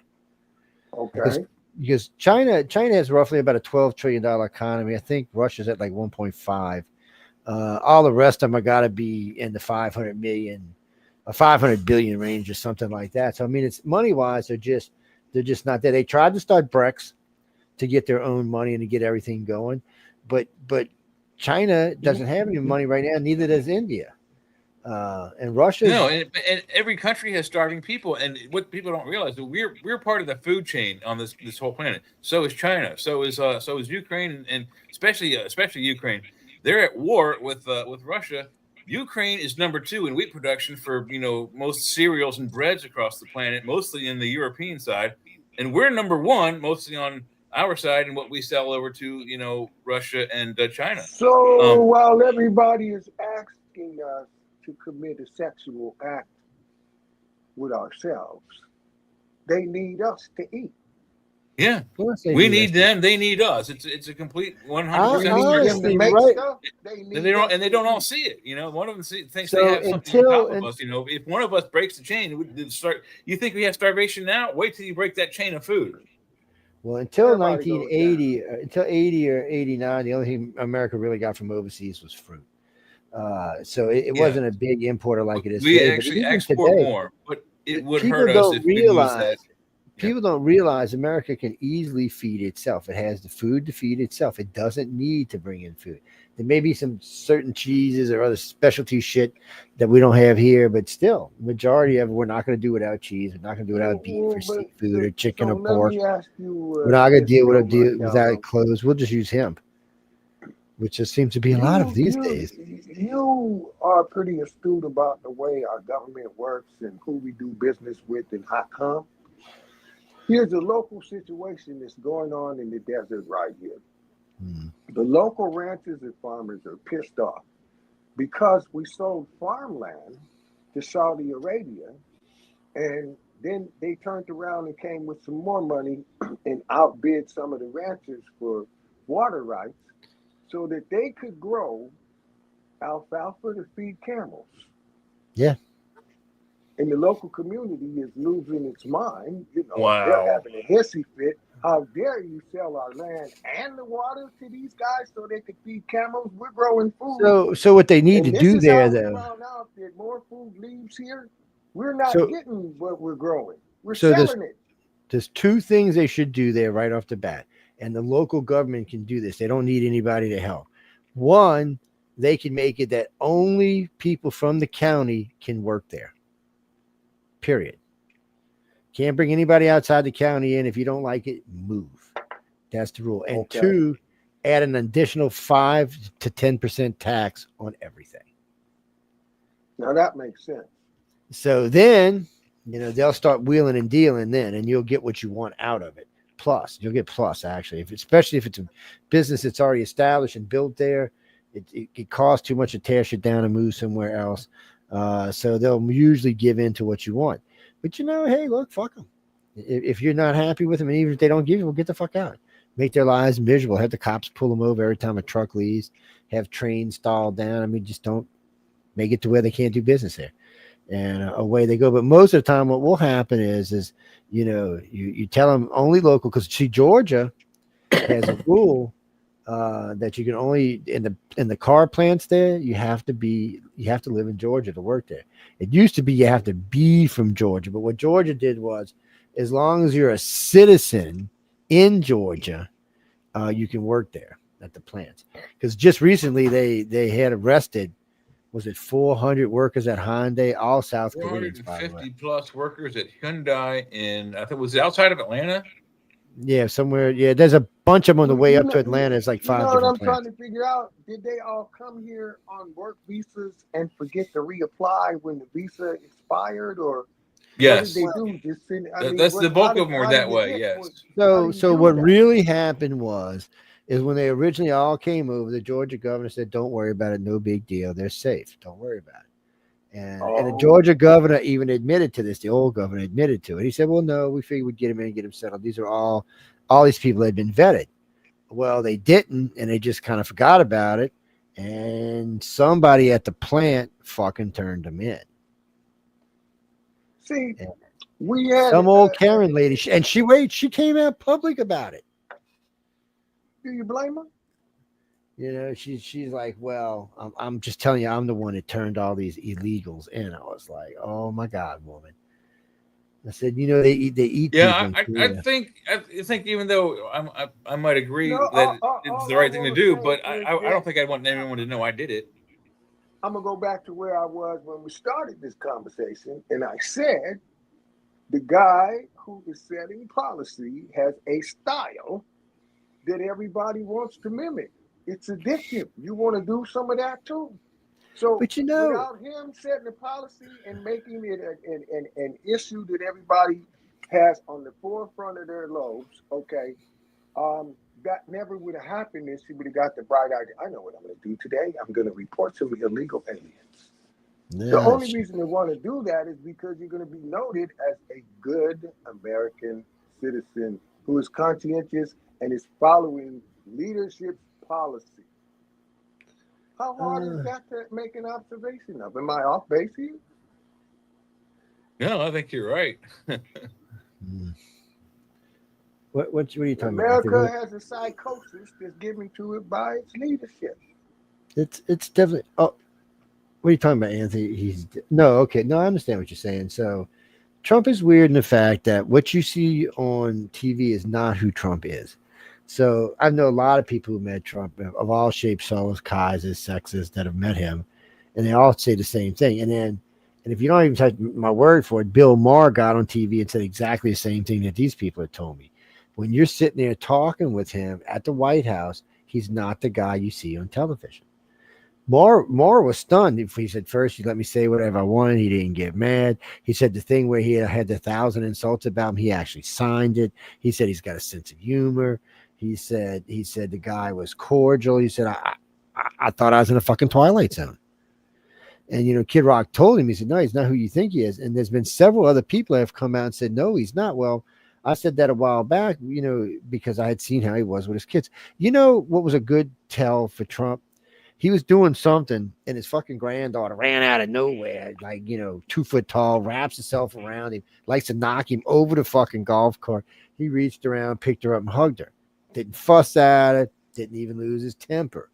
So then and there. I think there's also one, I don't know if they're out at the golf or they're at his home or something, but I don't know if it's the same kid even, but a child runs up and grabs him by the leg and fireman grips him, and he just kind of walks around, kind of stumbling, letting the kid hang on, but he's it's a lot of weight to carry a 3-year-old on your calf when you're 80. Well, that you make that observation. What I want to say to that is that there are some in small groups making the observation that the president is in ill health. The additional observation that they make is that who he's being is who he learned how to create in Hollywood. And that he is split in facets, a great deal of which is the role of President Sybil. Versus the man that he actually is. And that the stress of playing the character is what's making him physically ill. Well, yeah, you're right. They've also started saying, I think just recently, I don't remember where I saw it, Fox, ABC, the internet, I don't remember. But it was on DirecTV. DirecTV has this thing called News Mix. And it's like Michael J. Fox in Back to the Future. He comes into the house and he goes, give me stations 15, 27, 68, and 124. And the TV puts up 5 different screens. It's like this is 4 screens and 4 different news stations, so you can flip around to them, and then you can select it and you go big on it. Okay. But one of them said that what was the point we were just making? What we were just talking about? I lost myself there. He's cut off, man. That's it, guys. He's cut off. Anyway, people. Oh shit! It'll come back to you, man. Yeah, it'll come back. It's Trump is just not who he he's just not the same person that we get, but that's normal. I mean, somebody asked Linda one time I was speaking, where the hell was I? I was in DC, and we went in the elevator, and the girl turned around and asked Linda, she said, is he the same person at home? And she looked at her and started laughing. She said, what do you mean by that? No, he's worse. Well, he said, I mean, is he this cordial and this nice? And she said, well, Joe, it's who you see is what you get. She said, that's just who he is. And she said, well, I don't understand. He said, well, who you see at that moment is who you get. I said, whatever he happens to be doing, that's who he is. He adjusts to the person that's around him, which is true to an extent. But the girl just wouldn't take the answer. She was like, no. But and I guess she didn't even know I was standing there. It was kind of embarrassing, to be honest with you. And she's going, no, but he's like this and that, and like this, and how can you live with someone like that? And she looks over at me. She said, baby, you want to take this? And I looked back at her. She fainted. One and all straight back things? Fainted, yes. Just boom, and slid down the elevator wall. Eyes go white. Yeah. So she gets up and she's all freaked out because she's seeing me and shit. I'm like, what is wrong with you? And she's like, I didn't know that. I hope I didn't offend you. I said, you didn't offend me. And I said, when you hear me speaking, that's just who I am. I said, I don't really lie or anything like that. I said, because I talk too much and it would be too hard to keep track of it. I said, it's just better to tell the truth, at least the way I know the truth. And that way, when someone asked me 2 years down the line, did you say? And I said, yes, I did say that. And you are a dumb fucking ass. And that's why I fucking said you were a dumbass, because you are a dumbass. And see, then I'm fine. Jackie Chan, that's your new nick, Jackie Chan. What you doing, Jackie Chan? Yeah, I don't believe you, Jackie Chan, right? So what do you got? You mean Turning Point? Do I think it's going to keep going? It is for a while. Turning Point is in a precarious situation. It's got the money it needs. It's got everything it really needs. I don't know how. Definitely got the momentum it needs after this week or past week or whatever. So the real problem with Turning Point is keeping the momentum going in the colleges like they've been doing. Well, they don't have just one person that can do that anymore. Replacing Charlie Kirk's not going to be that easy because he understood how to deal with people and not to let himself get angry. Reason I win so many debates when I debate is because I don't let myself get angry. Because once you get mad, you've lost the debate. You've lost. And she's going to take over the Turning Point. She even said so in her speech. But again, like I said, with her speech, she sounded extremely angry, antagonistic, and like she was threatening whoever and anyone else that has anything against what they're trying to represent. It seems like she is coming after that kind of mentality, and it didn't sound like she was going to be nice, kind, and Christian. No, that's just how I perceived it. Everyone is welcome to go look at her speech immediately following the death of her husband, but I found her to be saber rattling, and there's no other way to put it. Well, that said, what is your opinion about making the observation that key people in certain notable and quotable positions across America were being fired because they celebrated or said that they felt like this man should have been assassinated based on what his agenda was? Well, you got to be careful. I've never seen such a thing. I understand. Where the hell you been, man? The liberals do it all the time. You are welcome to your opinion, but if you look at most manuals, if you work at any building, any big company, they have how it's kind of an owner's manual. That's how you're supposed to act within the company's guidelines. And if you express opinions that are against the company, they can easily let you go. So I don't see a problem with that. I just think it's wrong. If you think it's good for someone to have died for their things, that's horrible. I don't want to ever talk to that kind of person. But this is the real problem. I don't feel sympathy for them having lost their jobs for celebrating a man's death. I don't think they. What about freedom of speech? The same way he exercised. But wait, but there is no freedom of speech here. Don't go around going, woo, yay! You can't. If you're a liberal, if you're a Democrat or liberal, you can't throw freedom of speech. When Roseanne got canceled, did they say anything about that? When Tucker Carlson got fired, did they say anything about that? I mean, the Greek. That's all freedom, and that's all freedom of speech issues. All of those are freedom of speech issues. Your opinion about the way those words are translated into action and perception on the behalf of demonstrated by the people in America at large. In general. It doesn't matter. Hate speech is guaranteed by the Constitution. Yes, it is. Is there a difference between the freedom of speech and the freedom of expression? It's the same thing. To a degree, yes. I mean, you can express hate, but you can't. If you can express your hate and it causes someone to incite violence, then that expression becomes unconstitutional. So it's a fine line, even with speech. I mean. There's a difference between hate speech and there's a difference between, violent speech. It is illegal to incite to riot. Never said anything inflammatory that incited groups of people to a particular perception that bordered on violence. Actually, not so much he did, but the media sure tried to. The media sure did. So just recently, I can't think of his name right now. He's a really pretty famous black guy because everybody kept saying Charlie Kirk was a racist. Now, this guy and him are pretty good friends, so he came on TV to explain who Charlie was. And he said, racist he is not. I said, the guy looks up at the guy. I said, you do know who Candace Owen is, right? He said, him and Candace have been friends for a decade. They were riding around in the car together forever. He said, you can't say he doesn't like blacks. That would just be an outright lie. So he called them out on it. But you see, that's what happens with the left now. You know, the left says stuff, but they do. The liberals have become do as I say, not as I do. That's what they've become. Yeah. The Republicans are to the point where they just don't give a shit. They're like, look, we're here because we want the country to be out of debt and so that everybody who lives here can really, truly have the dream that they want to have. Other than that, you do what the hell you want. It's like when I hear the left say, well, just stifling speech. Really?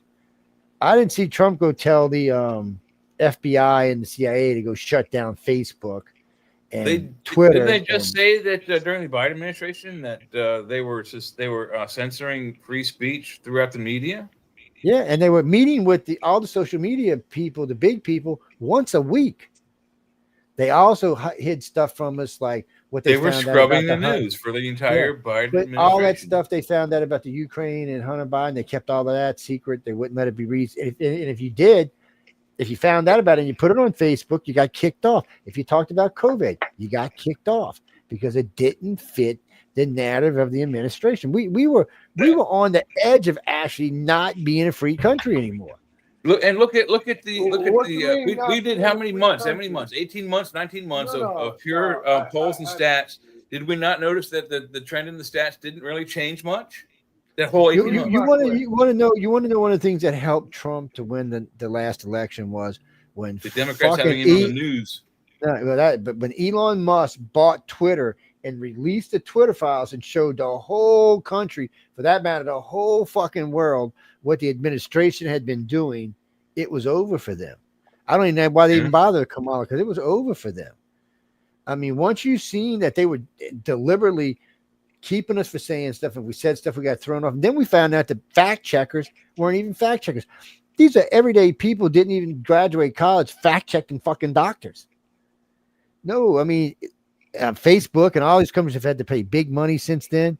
Twitter got out of it because Elon bought it in X, so he didn't have to pay. But Amazon's had to pay a lot of money out back to consumers. They announced that this afternoon. I mean, it was ridiculous how much we were being lied to and how much was being kept from us.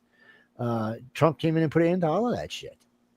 Trump, that's the thing that shocks me about that is they found all this corruption and irresponsible waste of funds and government tax money. And then they found out where these errors came from. All this bad government came from was, mostly Democratic side. And no one was mad at the administrators who lost all this money and wasted all this money and did all this, bullshit stuff against the rules. They were mad at the guy who found out who did it. Yeah. Instead of being mad at the culprits, they're mad at the guy who's like, look, those guys did this and they wasted this much money. They're mad at that dude, not the people who did it. I never understood that at all. Where does that come from? That's your media working against them. Look at the House Rep Omar. When she took office 6 years ago, she was worth minus $145,000. Currently, right now, she's worth $30 million. She makes $170,000 a year, and now all of a sudden, she's worth $30 million. How does that happen? Yeah, how does that happen? She has no formal education at all. How many years she gets? How much per year? 100,000. 170,000. Okay, so let's call it 200,000. How many years has she been getting paid $170,000 a year? 6 years. She's only been $12,000. That's right. That's 6 years. So she should have probably been close to about $1 million. $600,000. Okay, call it $1 million. Maybe so she's smart investments. Maybe well, I mean, by the time you get out of tax now, it's probably right at $1 million. But still, so that's $29 million more she made. Okay, but one of the rules of transparency, for the position that she's in, does she have an obligation to tell the American people how she acquired $30 million? Okay, the law states yes. She has the responsibility to tell the IRS, and isn't that not a public record? She's she's on investigation now Right? anyway, just like Jasmine Crockett is. That's another one that got the one that they're looking at is Nancy But correct Pelosi. me if I'm wrong. Do we all file IRS taxes, or is that document, once we file that document with the IRS at the end of the year on February 15th, what have you, is that document, once it's published by the IRS, once they have it, and it's a public record, yes or no? Yeah, well, it's not public right? record. It's a record. I don't know if I wouldn't say public. You'd have to have a warrant to pull it. Where does it say it's a private record? They don't. There's nothing that says. It's because it's got your social security number on it, so it's automatically private. It's anything with your social security number is automatic. I guess that's that. You nobody has a right to see your social security number or driver's license number. You have to voluntarily give that kind of stuff up. It's Mississippi used to have both on your license, and they finally took them off. I was like, why you got both on my license? What is this about? Get that shit off my license. Well, some of them do have it, on the back of your license. You'll see it's like a barcode, but it's different looking. In the state of Georgia, I had it on the back of my concealed carry permit and on my license. But on my license, it was different. It was just a whole bunch of information. But on my concealed carry permit, it was the fingerprints of my 2 index fingers. That they could scan that, and those pictures would show up in the policeman's car if he pulled me over with it. So yeah, who did you shoot the other day, motherfucker? What did I tell you about going up in there and shooting up right? People, Stop shooting Bigfoots. Was that Jeffrey? No, Trump's been way different this time around. I'm always leery about everything though. So he's been a 100% different president from his first administration to this. He stays in the positive numbers.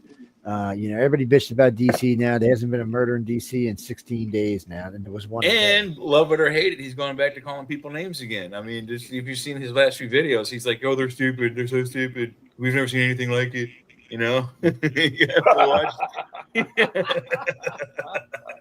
I think he gets bored sometimes. It's I know how I want to say how he can get bored, but he can. Well, I don't think he's done any nasty tweeting, but he's sure saying some nasty stuff on video. How many people are getting fired at the UN? So the escalator stopped. People are getting fired at Pete Hegseth's office. He fired 35 people today or something like that. I don't know, but how many people are getting fired at the UN because as the escalator was going up, it stopped suddenly and threw the president and the first lady forward, and then while he was doing his speech, the teleprompter quit working. Oh, it wasn't the elevator; it was the escalator. Yeah, escalator. The escalator. Yeah. And then, But also, did you notice another thing? I think security is going to have to be replaced at the UN too. Did you see when Benjamin Netanyahu got up this afternoon to do his speech? Yeah, I've seen a lot of them got up and left. All the Islamic representatives from all the Islamic countries stood up, and some of them even put their notebooks out across their faces towards the camera so they wouldn't be seen. And they all walked out of the auditorium, which is, I do believe, against regulations, because the whole time the administrator, whoever's in charge of that meeting, is banging his gavel going, "Let's have order." And they just all kept on walking, like 40, 50, 60 people. Yeah. But, Jim, that's because each ambassador has 4 or 5 people with them. Anywhere from 2 to 5, depending on what's going on. Yeah.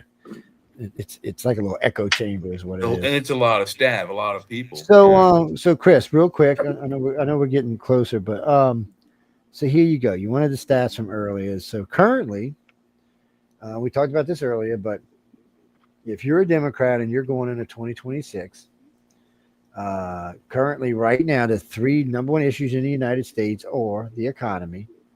Yes. Gas, economy, the border, and crime. In that order, by the way, too. So currently, Trump is plus 7 points on the economy. Y'all are minus 16. So that's a 23-point gap. So on the border, I think it's either 13 or 14. Y'all are minus 30. That's a 44% gap. On crime, he is plus 22. You are minus 35. That's a 57% gap. You've lost. There is no election for you. You've lost before you've even gotten there. Yeah, I agree on that, but I disagree with you on what you think how the 3 important issues are. I didn't think economy is it. No, I don't say that's it. That's what they're saying it is. Issue with he's going to Chicago eventually, but he's going to Memphis next. He's not going to Chicago. He can only go. He's only going where the governors ask him to go, and the Democratic governors already said he's not going. He'll eventually have to get there. Question, Joe Montaldo.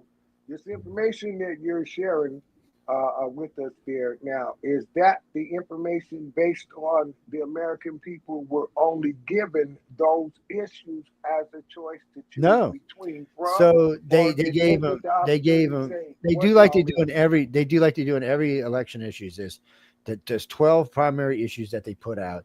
Those are the 3 that people picked as the most important. So that was taken off of about a 200,000 person poll, which means they're pretty accurate. When was it taken? What is today? 24th. Okay, so 3 days ago. Yeah. So it ended on the 24th. Coming up, they didn't mention gas and energy prices. I would think that would be number 2. No, economy. No, that is the economy. That's part of the economy. It falls into the economy. Gas and energy all falls into the economy. But it's just part of the economy. I would separate that. I think the economy is more like. But then you'd have to separate water, gas. But then you'd have the utilities for the house, not for your car. And I would think groceries would be part of the economy, but gasoline and gasoline is part of the energy prices that falls part of the economy. But it's still the economy because fuel prices drive the economy, so it's part of the economy. So it's definitely that's why I'm shocked they didn't single out fuel as its own. They never do. They never do. It's always part of the economy. And so that just shows you. So currently, Democrats, your approval rating nationwide by everybody negative 33%. No, it's 14%, and for in your own side inside your own party, it's 24%. So 86% of America thinks you cannot take care of the country in any shape, form, or fashion. 86%. And wait, this makes it even worse. Currently, as of today, 57% of independents say that the Republicans easily outperform the liberals in every category. Every category. You've lost. We're seeing that play out with the shut down the business thing. They shut down the government thing. They are holding over the Republicans' neck. That they want some $100,000 or $100 million used for rendering hospital aid to illegal immigrants nationwide, our tax money, and the Republicans flat out refuse to buckle on that. They're like, "No, we're not doing that. You should come in bipartisan and help us get the government running. That's important. That's for the people. What you're trying to do is fight for people that aren't citizens."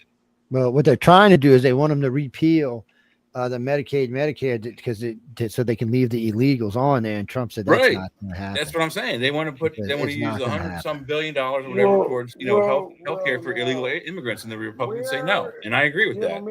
I got a question. This may be considered a DAQ acronym, dumbass question, but where are we going to get this new worker class from? And what inducement are they going to have that's going to make them want to come here and work for cheap? Well, a couple of inducements. That's a good question. Well, there's a couple of inducements. Well, there's a couple of inducements. One, you're not going to be on Medicaid anymore, and you're not going to be getting SNAP. So your ass will be living in the street starving if you don't go get a fucking job. So they're not really, they're putting it in a place where if you're able-bodied and healthy, you're not going to have the option. It's going to be like the old days. You don't work, you starve because there's going to be lots of jobs. No. SNAP and EBT and all of that stuff was the inducement to get anybody to sneak over here and decide I'll pick the food for you. Yeah. Well, but that's what people don't understand. That's what people don't understand. People are not getting it. It was going to balance itself out. But no, it wasn't because that's my opinion. Because wasn't going to balance itself out because more and more farmers every year switch to automated systems. So the work is not fair. Okay. Yeah. So since COVID, we're hosting people who are not working. Yeah, that's the problem. And it's not just that they're getting Social Security numbers. Come on, right now, if you got brought in under Biden, they put you up at a 5-star hotel in New York City, gave you $4,000 a month plus fed you. Okay, but what is the? Let me ask you something, Ben. You get unemployed, you're living on the street. Do you think the fucking government's going to do that for you? what I know is They ain't gonna that do it for me. They can tell Jay to fuck off. No. Here's what I'm going to share with you. Freedom of speech, right? When you remove the dashes from your social security number, it then becomes the QSIC number that is the account that was created subsequent to you being a live birth. All of those numbers mean something. They are representative of the way America does its business with its chattel property known to itself as the population. Okay. You gotta keep track of the idiots now. So when you create that number, you're creating a tradable bond. So for every last one of them people who so-called snuck in here, somebody went, you know what? Let's just be cool. Give them what they want. Just cool. Be cool. Let them pick the fruit, whatever the deal is going to be. Let them stay. I'm going to create a bond. They're not even going to know what this is, and we can trade this. So I'm going to tell It's you the the American two reasons. people who are not trained as administrators or as to how you run a business. That's the reason that we got this level of confusion. Just my opinion. Well, but there's really two reasons why Democrats like having immigrants in the country, especially California. So if Trump's thing goes through, and they have to take immigrants off of the census. Get this. I bet you didn't know this. How many? They lose tax money. But how many people do you think come to the United States on a visa? A lot. How many? Many are Million, work 5 visas. million, 50 Many million? are what do you call student visas, but they're also what they call K visas, marriage licenses, which are only good for 90 days. And at the end of those 90 days or 91, if they haven't married, the K visa holder has to move back to their country, and a lot of them don't. Yeah, well, a Do lot you of know them why? they lose track of. Why do they want to be here? Because their country sucks. They want to be a capitalist. Because their country sucks. Exactly right. Yeah. Exactly. It's not because America is the only country on the planet blessed by God. That's not what's going on here. They want the system that we live in, we live under. God had nothing to do with it. It's all life, liberty, and freedom of speech and all that. This have nothing to do with civil rights, rights of religion, none of that. This is about the cheddar, baby. Ask anybody who came here from somewhere else. Came here to make a living and start a new life. Almost every immigrant story. Yes, I agree with that statement.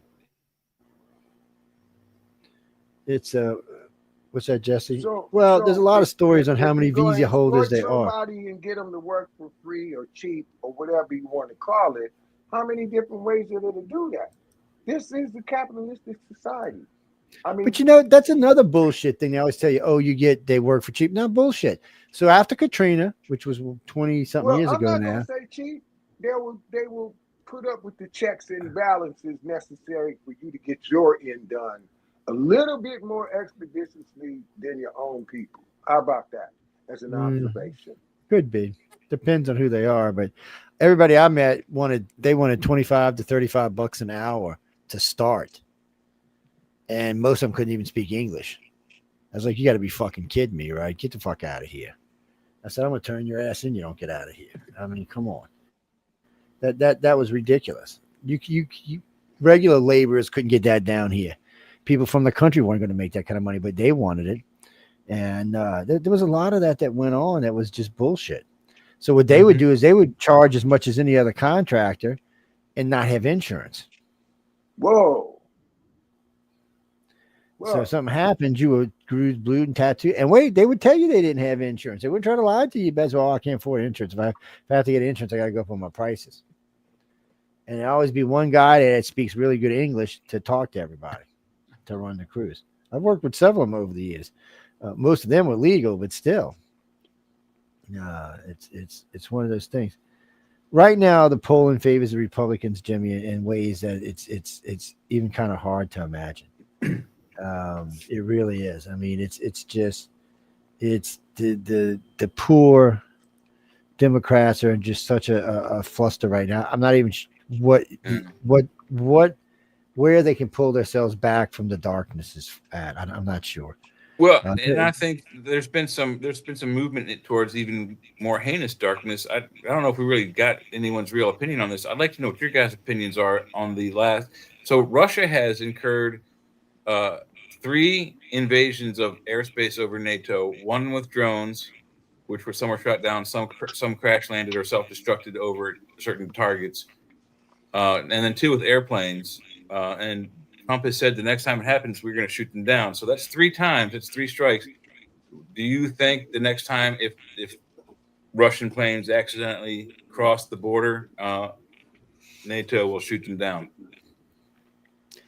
I'm not so much worried that NATO will shoot them down, but some country like Poland might shoot them down. That's a NATO country. It doesn't matter. It wouldn't be NATO. It would be Poland. Countries, just because you put a NATO don't mean it's going to start World War III. No matter who shoots them down, whether it's NATO, U.S. forces, U.S. Air Forces, well, I mean, or Polish if Russia is stupid enough to take on NATO, Russia deserves what they're going to get. There's no way Putin can think he can beat NATO. There's no way, and he it's not going to beat Ukraine. What is he thinking? Trying to attack Ukraine, the NATO, which is all of us. Attack on one is an attack on all. War is not about ideology. War is not about religion. War is always about follow the money. So here's a question. Let's just say we start the noise right now. How long does it have to last? Okay. Because too fast means nobody makes any money. Yeah. Okay. Nobody gets to fulfill their agenda for supply side economics to make shit to go kill people with. I mean, let's just be, come on. That's what this is. It's a machine. So. Well, it could also be tactics on the U.S. part to do a regime change in Russia. But even then, where's the money come from? Who's the banker behind the whole move? All right. When you start a war, me, Joe, we all pay taxes. No. When you start a war, it's understood that you must take care of everybody that you didn't kill. Therefore, war is about the money. It's not about who's right, who's wrong. It's about who's going to be left when we're all out of bullets. So, what are you looking for? Where's the mastermind behind this? When there isn't one, that's what the UN is for. And what's happening at that level, because everybody knows nobody can really afford this, and nobody figured out how they're going to get their money out of it if we do it anyway. Well, it's a new way to open up another tax revenue. We can make, they can say, well, all right, now that we're at full World War III, we increase your state sales taxes for more money. We increase your income taxes for more war funds. All of that. Tell kids they don't have to attend school after the 5th grade and send them to the factory to make bullets. Everything, the whole entire agenda, and none of it's new. All of it is cherry picking from previous bullets that this country has made to itself. Do you think Xi Jinping will let Russia start World War III? Well, he's not flying Russian planes over Chinese airspace accidentally. I'm not saying that. They're allies. I'm saying, will you think China will let Putin start World War III? Because a war between the United States and Russia puts China in jeopardy. At risk, yes. But a war with Russia and China aligned with some of the Islamic states, I think you got World War III cooking there, and I don't think it matters if a Russian plane goes over France and we shoot it down. World War III is going to happen, and China is going to align with Russia. I am not a college-bred wartime administrator, so I'm gonna tell you about the hood. Okay, China's the OG that cannot afford for these other 2 idiots to be in a skirmish right now. Y'all messing up the money. It's not going to let this happen. They're not going to let this happen because it's about the money. This ain't about who loves who more, who's more blessed by God, who got the better religion, who got the finer women. It ain't about that. It's about the money. Well, and the other problem is there's no reason to push the button. If Putin launches a nuke and it lands in the United States, we share trade winds with with China. Which means you're not just contaminating us, you're contaminating one of your allies. Well, the radiation will hit Europe first, and then Russia, and then China. And no, actually, if it comes in anywhere in the northern part of the country, it will roll right up into China, right straight across the ocean to China. Y'all might not remember this because you're up north, but every couple of years we get desert dirt from China. Red desert dirt comes in and covers the entire, from the middle of the country down, just covers it. And dust and dirt. It's from one of their deserts. It just comes straight across, but it comes the other way. It comes from the Pacific side. This would be coming from the Atlantic side, going over to China. So it would just pour in there like, anything before it, anything after it. Well, for a while, there would just be a circulation of radiation on that part of the world, caught in one of the jet streams, probably. Just like the one from Fukushima. You know what's interesting? Since about the mid '90s, I've been watching military movement. Okay, here in the United States, like Tupperware caskets stacked up underneath the overpass. And a thought that came to mind, National Guard movement in my city. Okay. Obvious National Guard movement. The thought that came to mind is, well, wait a minute, everybody's all ready and up for something, but nobody wants to really do what the something is. This is like two guys in the schoolyard going, you don't know me. No, you don't know me. Do you know who I am? Well, I don't tell you. Well, let me tell you who I am. Nobody wants to take the first swing because they know it's not going to be good for anybody. For either side, right. Well, though, and there's a big difference between the United States and Russia, and a very special thing. In the U.S., if the president says launch, you have to launch. In Russia, it does not work like that. Each commander is in charge of his missiles. So if he doesn't want to launch, he doesn't have to.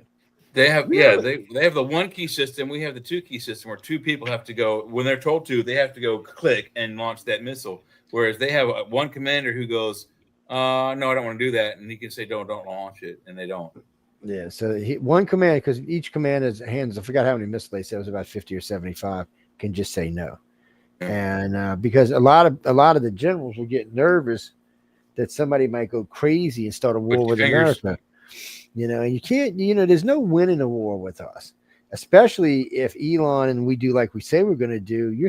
So what happens, Russia, if we shoot all your nukes down? You're fucked, because that means we still got 3,000 of them. Well, 6,000 and the rest of our forces, physical forces. I mean, what are you going to do? Well, now here's an interesting thing. Elon Musk is capable of causing the creation, development, and manufacturing of all kinds of what could be wartime robots and, electronic gizmos and stuff that are on autopilot. How come nobody in the Oval Office got the brilliant idea to induct him into the United States Armed Services like they did with the leaders of the tech industry? Well, because they didn't have to. First off, Putin was running his mouth a year ago about nuking us. Eli said, feel free, give it a try. And Putin's like, what do you mean? He said, well, give it a try. He said, I will knock down every fucking missile you shoot at us with one of my satellites. And he said, let me tell you something. I can produce rockets and satellites much faster than you can produce missiles. Yeah, and I think he actually said that he'll knock out anything that leaves Russian airspace. Yes. So it wouldn't be just, and it's more than that just missiles. So because he also said he would take out every one of Russia's satellites. So right now, Elon Musk has more satellites in space than all the countries combined. Well, let me say two things about Elon Musk coming from me. For the record, I'm happy that he decides that he wants to be an American. And just for the record, everybody, that is the richest African American that the world has ever seen. Yes. Oh, man, some old lady about 2 years ago. I said that on air about 2 years ago. And that is absolutely true. This old lady from the NAACP. Well, you said it on the show a while back. I don't remember how long ago, but you said, he's. I say it from time to time. And I was like, no, he isn't. I'm like, oh yeah, he's from South Africa, isn't he? Damn it, I didn't even think about that. He's South African, man. African American who owns his own car company and puts satellites and rockets in space. Come on, not just African, sub-Saharan Africa. Wait. So if that ain't progress, what is in America? It's it's insane, but it leans towards the Horatio Alger story. Okay, it's better than just a concept. Somebody's actually making it happen. Mm-hmm. As long as he doesn't go all 007 Drax on us with his satellites and going to Mars and dropping the virus. I forgot what they said. Within a year, you'll have almost 50,000 satellites out there. Yeah. Just think of each one of them have a laser. What's the goal though? The goal is like what, 144,000, something like that. To have total I thought they said it was 86, but it's been a long time, so it's a lot. But for total global coverage of communications, it's a lot of satellites. Plus, now they're going to be launching Spaceship 11 pretty soon, and he wants to start sending these satellites to Mars. He wants to have a complete communication system already up and running when we go to Mars. You can be anywhere on Mars and have the internet. You need to have a way to call 911 in case everything goes to shit when you turn up there. So he said that everybody will be able to have they'll have the Martian internet and the Earth internet. He said he can get the internet time down to about 4 minutes. There'll be a 4-minute lag between when you prompt something on Google on Earth. You're still looking at a 4 to 5 month gap, or maybe even longer, 8 to 10 month gap of getting any kind of help or relief. Again, you're bringing out the cynical comedian in me that wants to know. We can't get our shit together right here on Earth, and we would be colonizing Mars because we can't get our shit together here on Earth. By 2030 is his goal. By 2030. And do we already know for sure that we're not going to have to kill up a bunch of Martians just to have a place to stay? I was just about to say, what happens if we get there? It wouldn't be the first time we displaced a bunch of, native Come people. on now, you can't call them insurgents or illegal immigrants. See, here we go again. It's the same shit, man. Yeah. Oh no, you're actually right. That's a good point. What if happens? We do actually start bringing people and landing humans on the planet, and then the actual Martian natives come out from under the ground and go and shoot everybody with sonic lasers, and that's it. No, end of mission. Or don't shoot anybody and go. Let us show you how to survive the environment. And pull our helmets off. Cool. Yeah. See, again, going back to Plymouth Rock, did that really happen? Or is that just a real cute story that sounds good? Well, it's like when people tell me about being indigenous people and how they were stole. It's like when the Mexicans in LA right now are screaming, it was our territory. Well, actually, it was the Spanish for 300 years territory. Before that, I think it was the Incans or the Aztecs. But regardless, it wasn't your little Mexican self who owned it for 20 years and then sold it to the United States because you got your ass kicked in a war. Well, here's the thing. It don't freaking matter. Look, man, I'm Afro-Brazilian Jack-Italianese. So what does that mean? That I am composed of the blood, not of favored nations of this country, but of conquered nations. So all I've been doing and all anybody like me been doing is surviving the policy that don't have nothing to do with us, unless you buy into the fallacy that your ass matter and that you won't get killed for speaking up. Okay? Well, it's weird right now because people have changed. I mean, he's right because he's right. There's a real air of getting killed for speaking up. With that Charlie Kirk thing just happened in the last couple of weeks. People, I mean, really, reporters are scared. Everybody's scared of this kind of event. No, you can't really say that because how many podcasters are there? 10 million, 20 million. There's a how lot. many are being killed? Zero. When you wake up in the morning and your choices it's not that all of us go places. Downtown to the protest or walk across the street to dinner. I do go to the protest. I'm going across the street to dinner to get something to eat. You know why? Because I know while I'm there, I'm going to see on the news that somebody got shot. You know what? You know what was the most scariest protest I ever worked? It was an MLB protest. And you know what? It was so funny. A good friend of mine runs a chat. Well, used to run a chapter down here, and he's like, Joe, you're going to come? I'm like, can you guarantee my safety? I said, since I'm probably be the only white person fucking there. I said, are you going to guarantee my safety? He said, nobody's going to bother you. I said, yeah, dude, we're talking downtown New Orleans. Big, huge rally. They were already ripping down statues and shit. I'm thinking, I said, I'll come. And he was always so funny because he used to call it the Men in Black chapter, which I have no idea why he did that, but he did. But so anyway, he goes one day. He goes, Joe, they're going to have one in Hattiesburg, Mississippi. Why don't you go up? He said, it'll be a smaller crowd. You can get to talk to the locals. So I show up. Not one black person. Not one. Some crazy looking rednecks look like they belonged up in the hillbilly land, but not a black person to be seen. In Hattiesburg, a lot of black people anywhere. So I was like, scary ass rally. So then I went up to the one in Jackson, Mississippi. Now, Jackson is a city that is like 97% black. Okay. Yeah.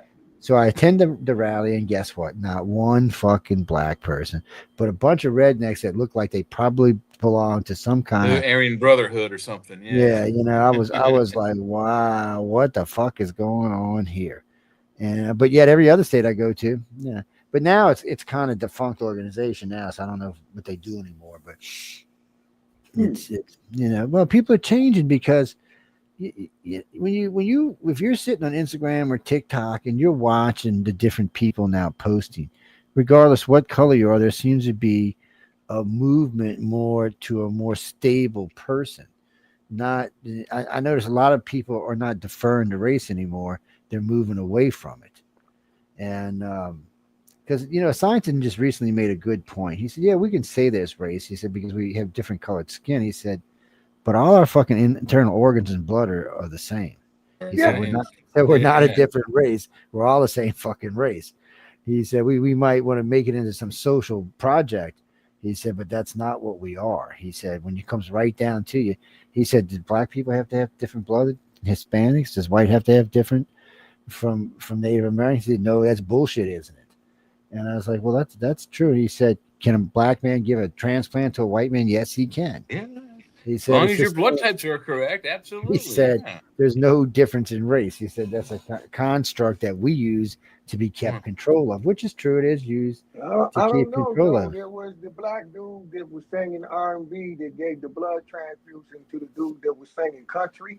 And that guy went home and started playing the country record backwards and dancing and stuff. And he started dancing like black people. And then, the dog came back.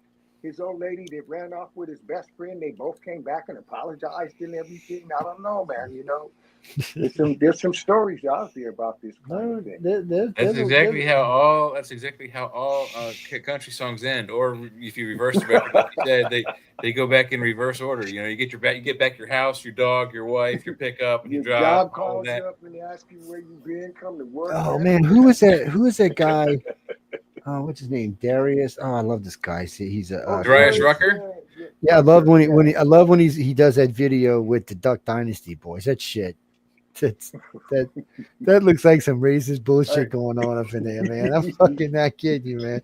Your boy's got a good sense of humor. I got to give him credit because there was some shit going on. Well, let me put you in the back of the truck in the rain, motherfucker. I'm like, oh my god, come on. And when they go to the club, most people don't know this, but the country was built on its ideas of racism. Mickey and Minnie Mouse are both black characters that wear white gloves, just like blackface back in the day. Yeah, that's what the white gloves. They're mimics of Minnie the Moocher. Yeah. Yeah. So, do you know how much money I've won over there? Was black. Everybody doesn't know this. Well, because back then it's black and white anyway, so you really couldn't fucking tell anyhow. But it's I have won so much money on how we got to where we were. Or a good friend of mine one day was telling me, he goes, Jim, Republicans are so racist. They've always been anti-black. I said, you really believe that? He said, yes. Let me ask you a question. Republicans didn't own no people. I said, let me ask you a question. I said, what was Lincoln? Well, he's a Democrat. I said, no, he's a Republican. Was he? I'm like, yeah. And I said, do you know not one Democrat voted to free the slaves? Not one. He's like, what? I said, yeah, not one. I said, so I said, the Civil War wasn't started over slavery. It was started over the Union wanted to succeed. I mean, the South wanted to succeed from the Union. Lincoln was all smart. The agriculture and food production. Yeah, so Lincoln was not a civil rights humanitarian humans giving a shit about humans issue. No, it wasn't. This was a labor issue. It was. Yeah, that's exactly what it was. Right. But by doing it got escalated to less. But Lincoln was smart in the middle of the street. But he was smart because Lincoln used it to make the French and the Italians feel bad, so they stopped supporting the South, and they shamed him out of supporting the South, which was slick. I mean, that's good business. I mean, that's doing. But wait a minute, you gotta agree that the observation is that all of this shit started because somebody was lazy and didn't want to work for themselves. Well, that's been going on since we've been. Fair wage to the people that they needed help from. It's been going on since the beginning of time. So I think Ben has a good point, though. That is a good point because just prior to the breakout of the Civil War, Not all, but many of the southern states had already repealed the slavery issue. So many of the slaves were already freed in some of the states. And I think those states are like North and South Carolina, Florida, and Georgia was on the precipice of doing it right before the war. They did it sometime during the war, like 63, 64, kind of in the middle towards the end. But the war ended 1865. When did most of the Democratic states repeal slavery? 1871, 1872, 1873, 1870.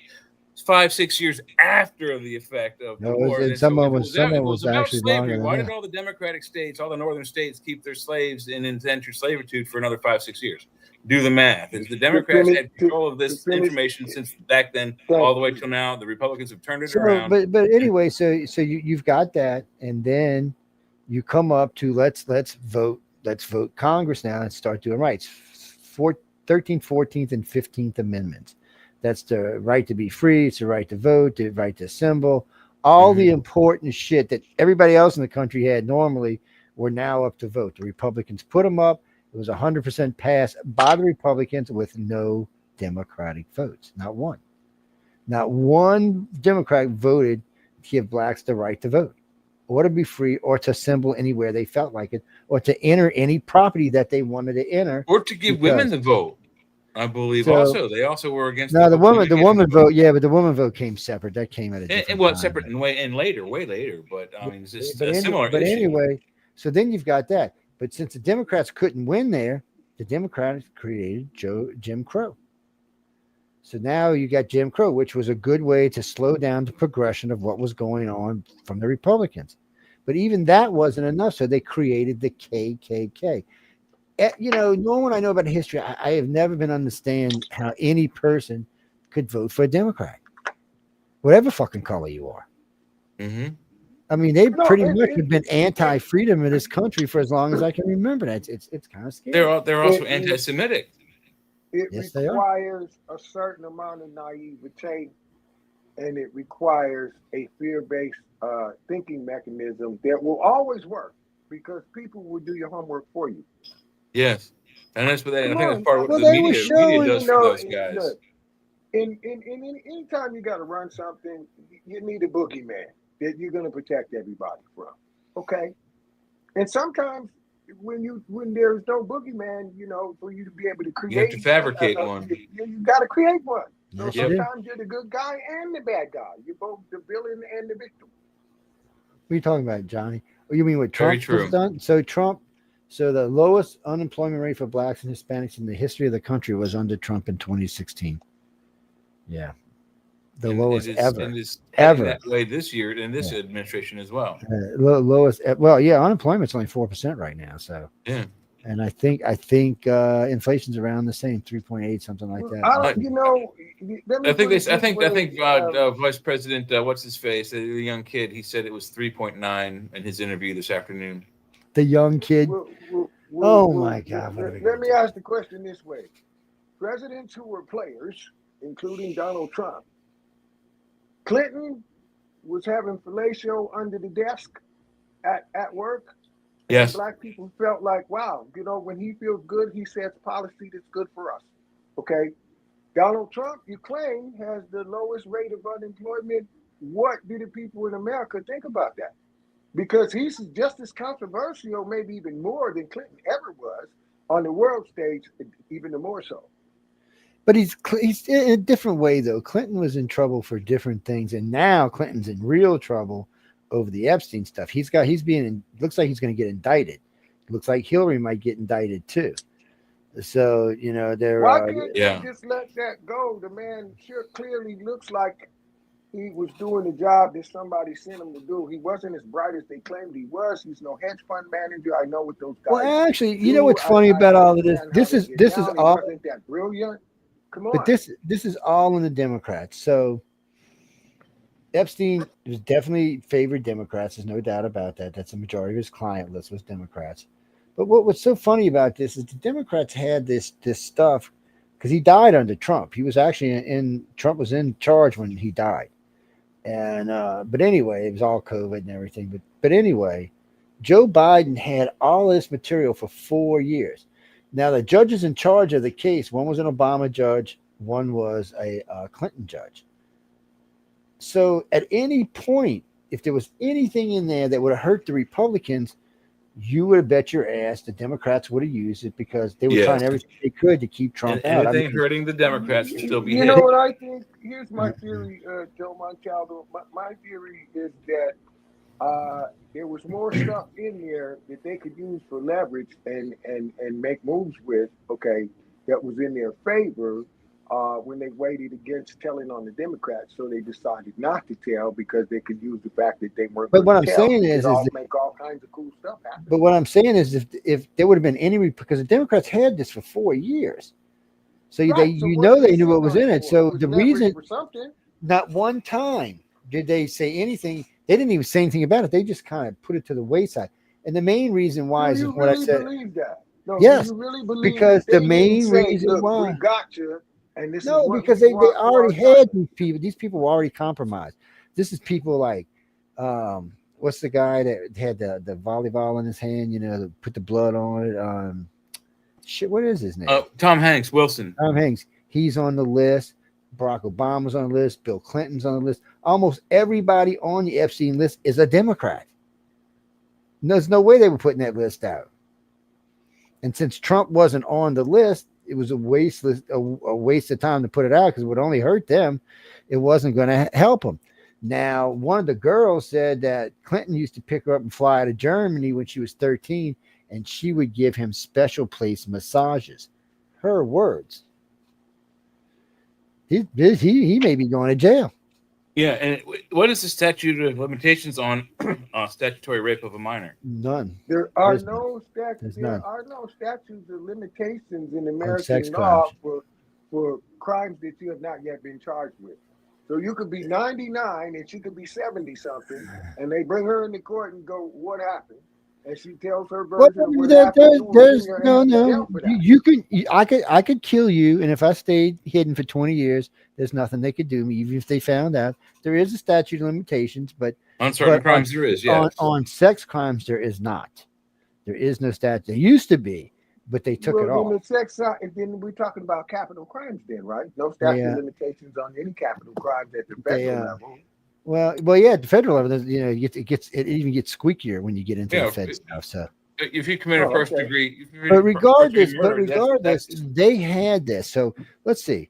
They tried to get Trump on 6 different cases. So they got him on the 1 to 34 charges, but the case before that, the judges overturned now, and they're pretty much saying they're just going to overturn the ones with the 34 because it should have never happened. That's the Democratic appellate court said that this was just bullshit in the beginning. They said the one with what's her face, Lita James, should have never happened because nobody would have took that case to trial. That's why they gave Trump his $400 million back and said, no, you don't have to pay that. That's bullshit. They proved over and over and over that Joe Biden was weaponizing his CIA and FBI to go after Trump. So he's, and you know, the bitch part is they would put him in jail, but he's so far gone now, it's a waste of time. The people that have to worry about it right now about going to jail. Well, you know, they brought charges against Comey. They indicted his ass yesterday. So he's on been 2 charges. Yep. Additionally, what happened yesterday is, well, late last night, coming off the floor, they made the statement that they have corroborating proof, evidence that the Obama administration participated in committing a fraud upon the Republican Party, and they say they got all the receipts and it's going down. Well, they do. Well, yeah. Tulsi Gabbard a couple of months ago said, I got Obama, I got Clapper, I got Comey, and I got Brennan. He's got in-house memos between Brennan, who was the head of the CIA, Obama, and Comey going back and forth. When Brennan's people told him this Steele dossier is a joke, we can't use this. Yeah, it's worthless. He also told Comey that. Comey and him both told Obama. Obama said, I don't care. Hillary had called him and said, we wanted to use this to disgrace Trump. Yep. So Obama went along with it, and a letter wrote back to them and said, no, this isn't going to work. You need to rethink this, rework this into something we can use. His words. Now, at this point, he had just lost a couple of days later, they had lost the election. And Obama was still ordering the interference. At that point, it went from interfering in an election to treason. trying to overthrow a president. A president would be sitting because he had now won. Technically, Trump was the president of the United States. Obama may have been still sitting in the chair, but technically, Trump was the president of the United States now. So when he tried to interfere and make him look bad, that can be listed as a coup or treason, however you want to. But Obama's in trouble. Well, I think you're right. Forgive me if I'm wrong, but when you first are elected as the president, the sitting president is called the president, but you were called the president pro tem. Yeah. Well, I think they used to call you president elect. Yeah, I don't know. President elect, but they used to use pro temp, which I think means supersedes the current sitting president. Yeah. Well, I just kind of want to get this general feel of things from the both of you. Your opinion, then, based on what you said, Joe Montaldo. Doesn't that affect, to a great extent, the overall faith that the American people have in a system? Period. If you know what it shakes cheating to win, who can I trust? So what this really affects most when it comes to the people is the media. So Americans have gotten where they don't trust legacy media anymore. ABC, NBC, CBS, they're not really trusted anymore.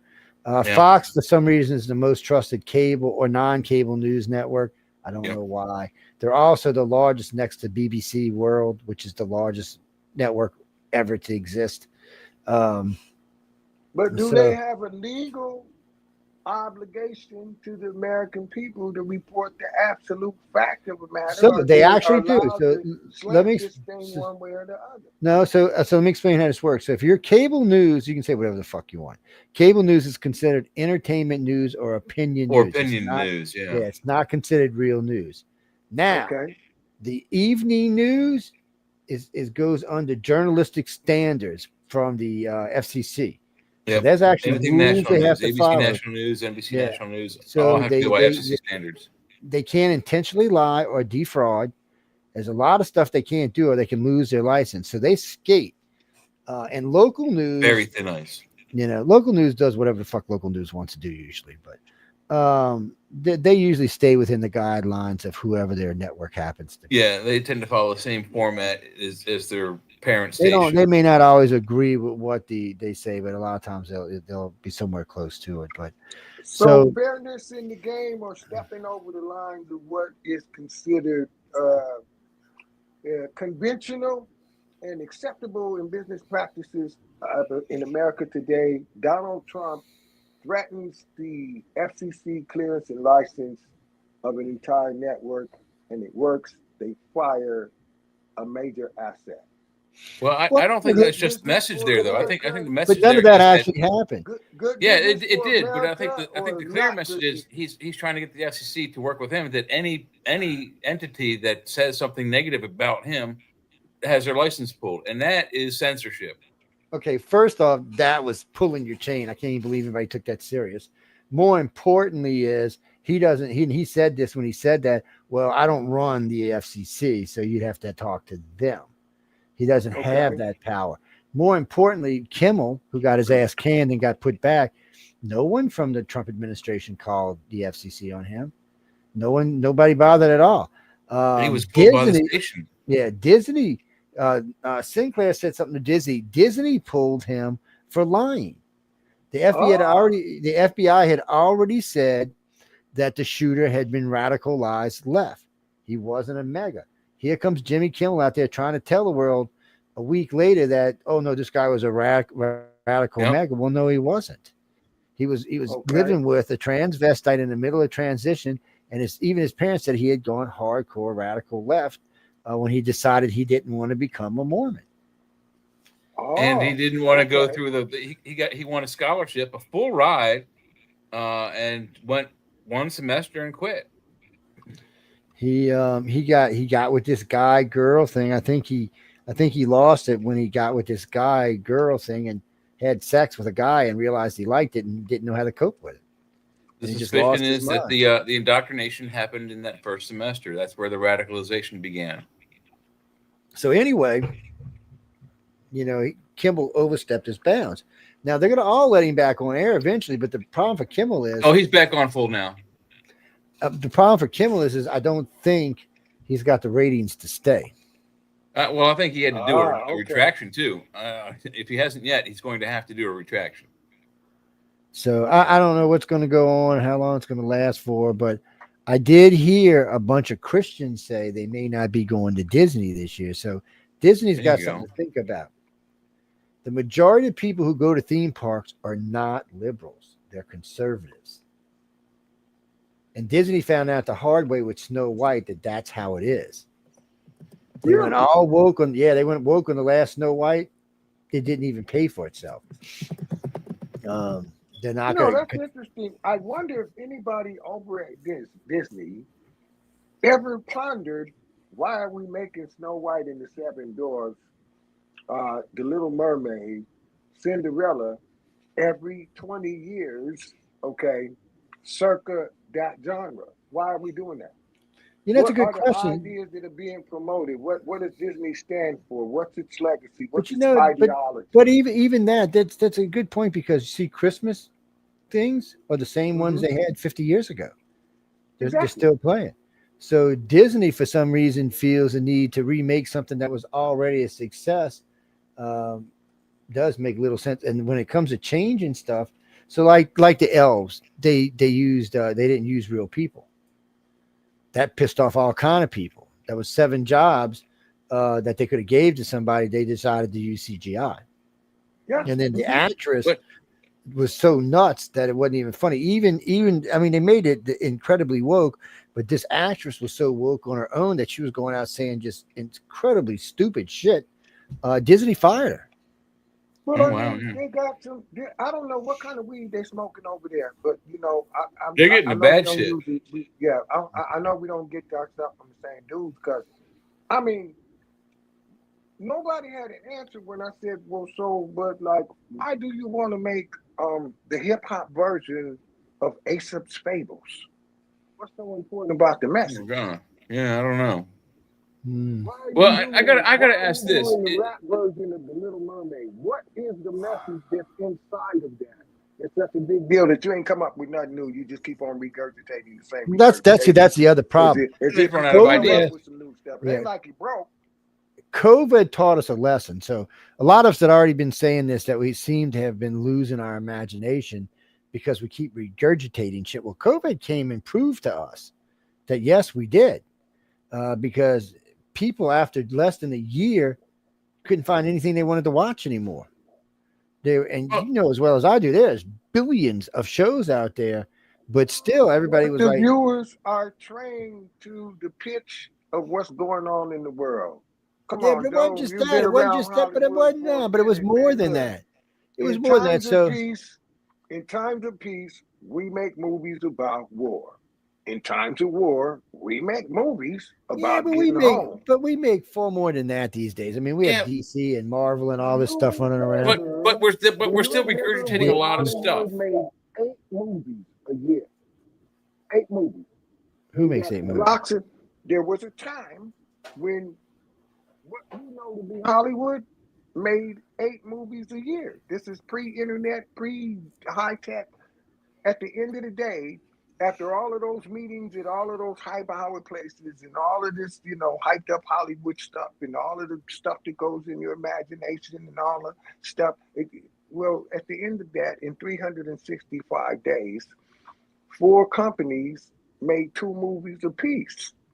That was driving the whole business. Now you got the internet. The world is no longer round; it's flat. You can see straight across it because of technology. Well, yeah, no, you're absolutely right. Now that I have a bit of a degree in the history of entertainment, movies in the original days, like you said, it was maybe 3 or 4 movies per production company. Universal, 20th Century Fox, etc. But the reason for that is the technology. Like you said, they're exposing film, 35 millimeter and 70 millimeter film, and a lot of times it doesn't expose well. You've lit it wrong, or So it's just something wrong with the film. Pointing out is, nobody knows what they want, because wanting something is not natural. We created that. Here, let me show you versions of yourself that you could hope to be. Let me take your projection of what's in your imagination and put it in front of you and charge you for it. I would just like to see some new stuff, some real imagination, but it Yeah. just doesn't really seem to be They're that. regurgitating a lot of too many stories that are just coming back Well, and back. I'm gonna say this about that.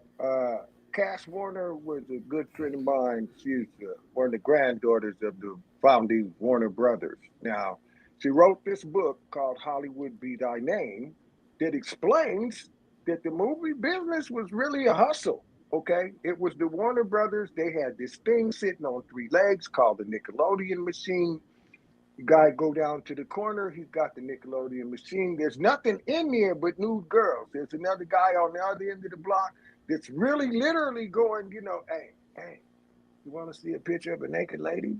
Give me a nickel and go down there, my friend down there. This is what they did all day. This became, a movie studio over a period of years. Okay.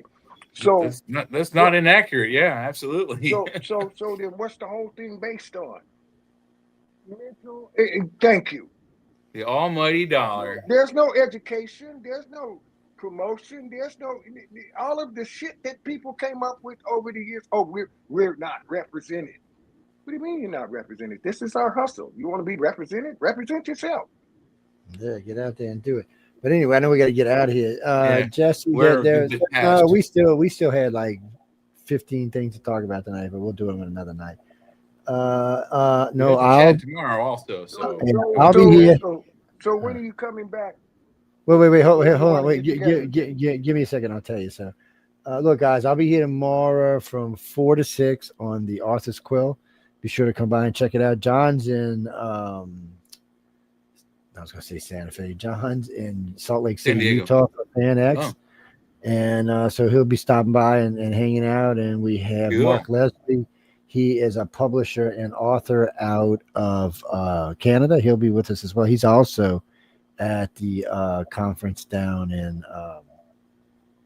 Salt Lake City. So y'all go out and check him out if y'all are down there. Salt Lake City sells so many books, it's not even funny. They're the number one. By the way, Utah is the number one readers in the United States by far. The only other thing to do up in Utah is breed. No, watch the skies, man. They got beautiful skies. But anyway, y'all can be sure to go check it out. Then following that is the chat, which I don't know who'll be with us tomorrow. It's Jay and I. I don't know if there can be anybody else. I'll have to ask around and see if anybody's gonna stop by. No, Sean's on vacation for a while, about a month and a half. He'll be back with us soon. He found these 2 girls. I don't know what he's doing. You have to ask him. Not 2 girls. 2 sets of twins. One age 21, one age 23. That's right. 4 girls. Yes, well, he's old. He wants to have fun. Yeah, he's like 102 or something. 104. I don't know. He's old, man. He was around when Godzilla was here, man. That's how old he is. But you're saying that like he ain't shooting for 103. He just wants to have a big party right now. Hey, 2 sets of twins is enough to kill anybody, my friend. No, I'm just teasing. No, he's just on vacation. He'll be back in a couple of weeks. But we'll keep you up to speed when he's coming back. But remember, ladies and gentlemen, we're looking for 2 more hosts for this show and the other show on the chat. No, not the Arthur's Quill. You ain't getting on there. You can fucking forget that. That's John Goodman's show. You have to get good with John Goodman for that. Yeah, on for a show like this, you just got to be up to current events and know your stuff. But and don't be shy. The chat, it's actually better if you or somebody who knows a lot about a lot of different things, because there's no topic. It's listener orientated, so the listeners choose the topics. Sometimes that's food. Sometimes that's other stuff. But I mean, sometimes it's alien stuff. Sometimes it's very rarely politics, though. We don't do a lot of politics there. We do some. We talked about, like, after Charlie Kirk got died, and there's a couple other events that went on that we talked about. But what was that, Stephanie? Actually, Putin did say that if we shot one of his planes down, that it would start World War III. He most certainly did say that. You believe him? Yes, he won't. It won't last long. He's getting his ass kicked from Ukraine. I mean, just think about it. He goes against NATO and the United States. It's over. Do I think a Russian plane will shoot out an American plane? I do not. I think that the pilot will say, "You want me to shoot at who? I'm not shooting at no fucking Americans." Yeah, he's going to sacrifice one of his pilots getting shot down with one of the NATO planes that we gave to the UN, and then it's on. Yeah, so it's what do you mean? We mean what's deployed right now? Europe has its own planes, but I know we've got F-15s and F-16s deployed over there, and most of them are given to other countries or sold to other countries. But and we have sold, I think, 500 F-35s for the area for like 10 different countries or something. Well, you know what? I just hope we can get some type of resolvement and get back to some type of minimal functionality, as a planet and the nations on it. It's going to be tough because Trump told Lazinski that he thinks he should take all of his territory back. So I just don't think it's in our interest to be in an all-out war. I just don't. I just think I agree with you. Better off to chest bump, talk shit, and see if we can't work it out. Well, I mean, if you've been watching the news this week, Netanyahu is rattling the saber. Trump is rattling the saber. Putin is rattling the saber. Zelensky is rattling the saber. The president of Iran is rattling the saber. It's all over. The Hamas is rattling the saber. In Netanyahu's speech this afternoon, he's clearly said, trying to appeal to NATO to get behind him and help him take Hamas out. He said that Hamas has said repeatedly. These are Netanyahu's words. Repeatedly. They have said they will continue to perpetrate attacks like the October 7th attack until we are dead or they are dead, regardless of their current and diminishing forces. Well, he cleared it with Trump. That's a huge statement right there. Yeah. Well, he cleared it with Trump the other day to take the West Bank. So they're based on the statistical analysis or the analysis of the statistics, who on planet Earth, as a country, as a world power, currently has the most strongest position to negotiate from? Or are we all just kind of, let's see who's going to draw first? Where are we at here?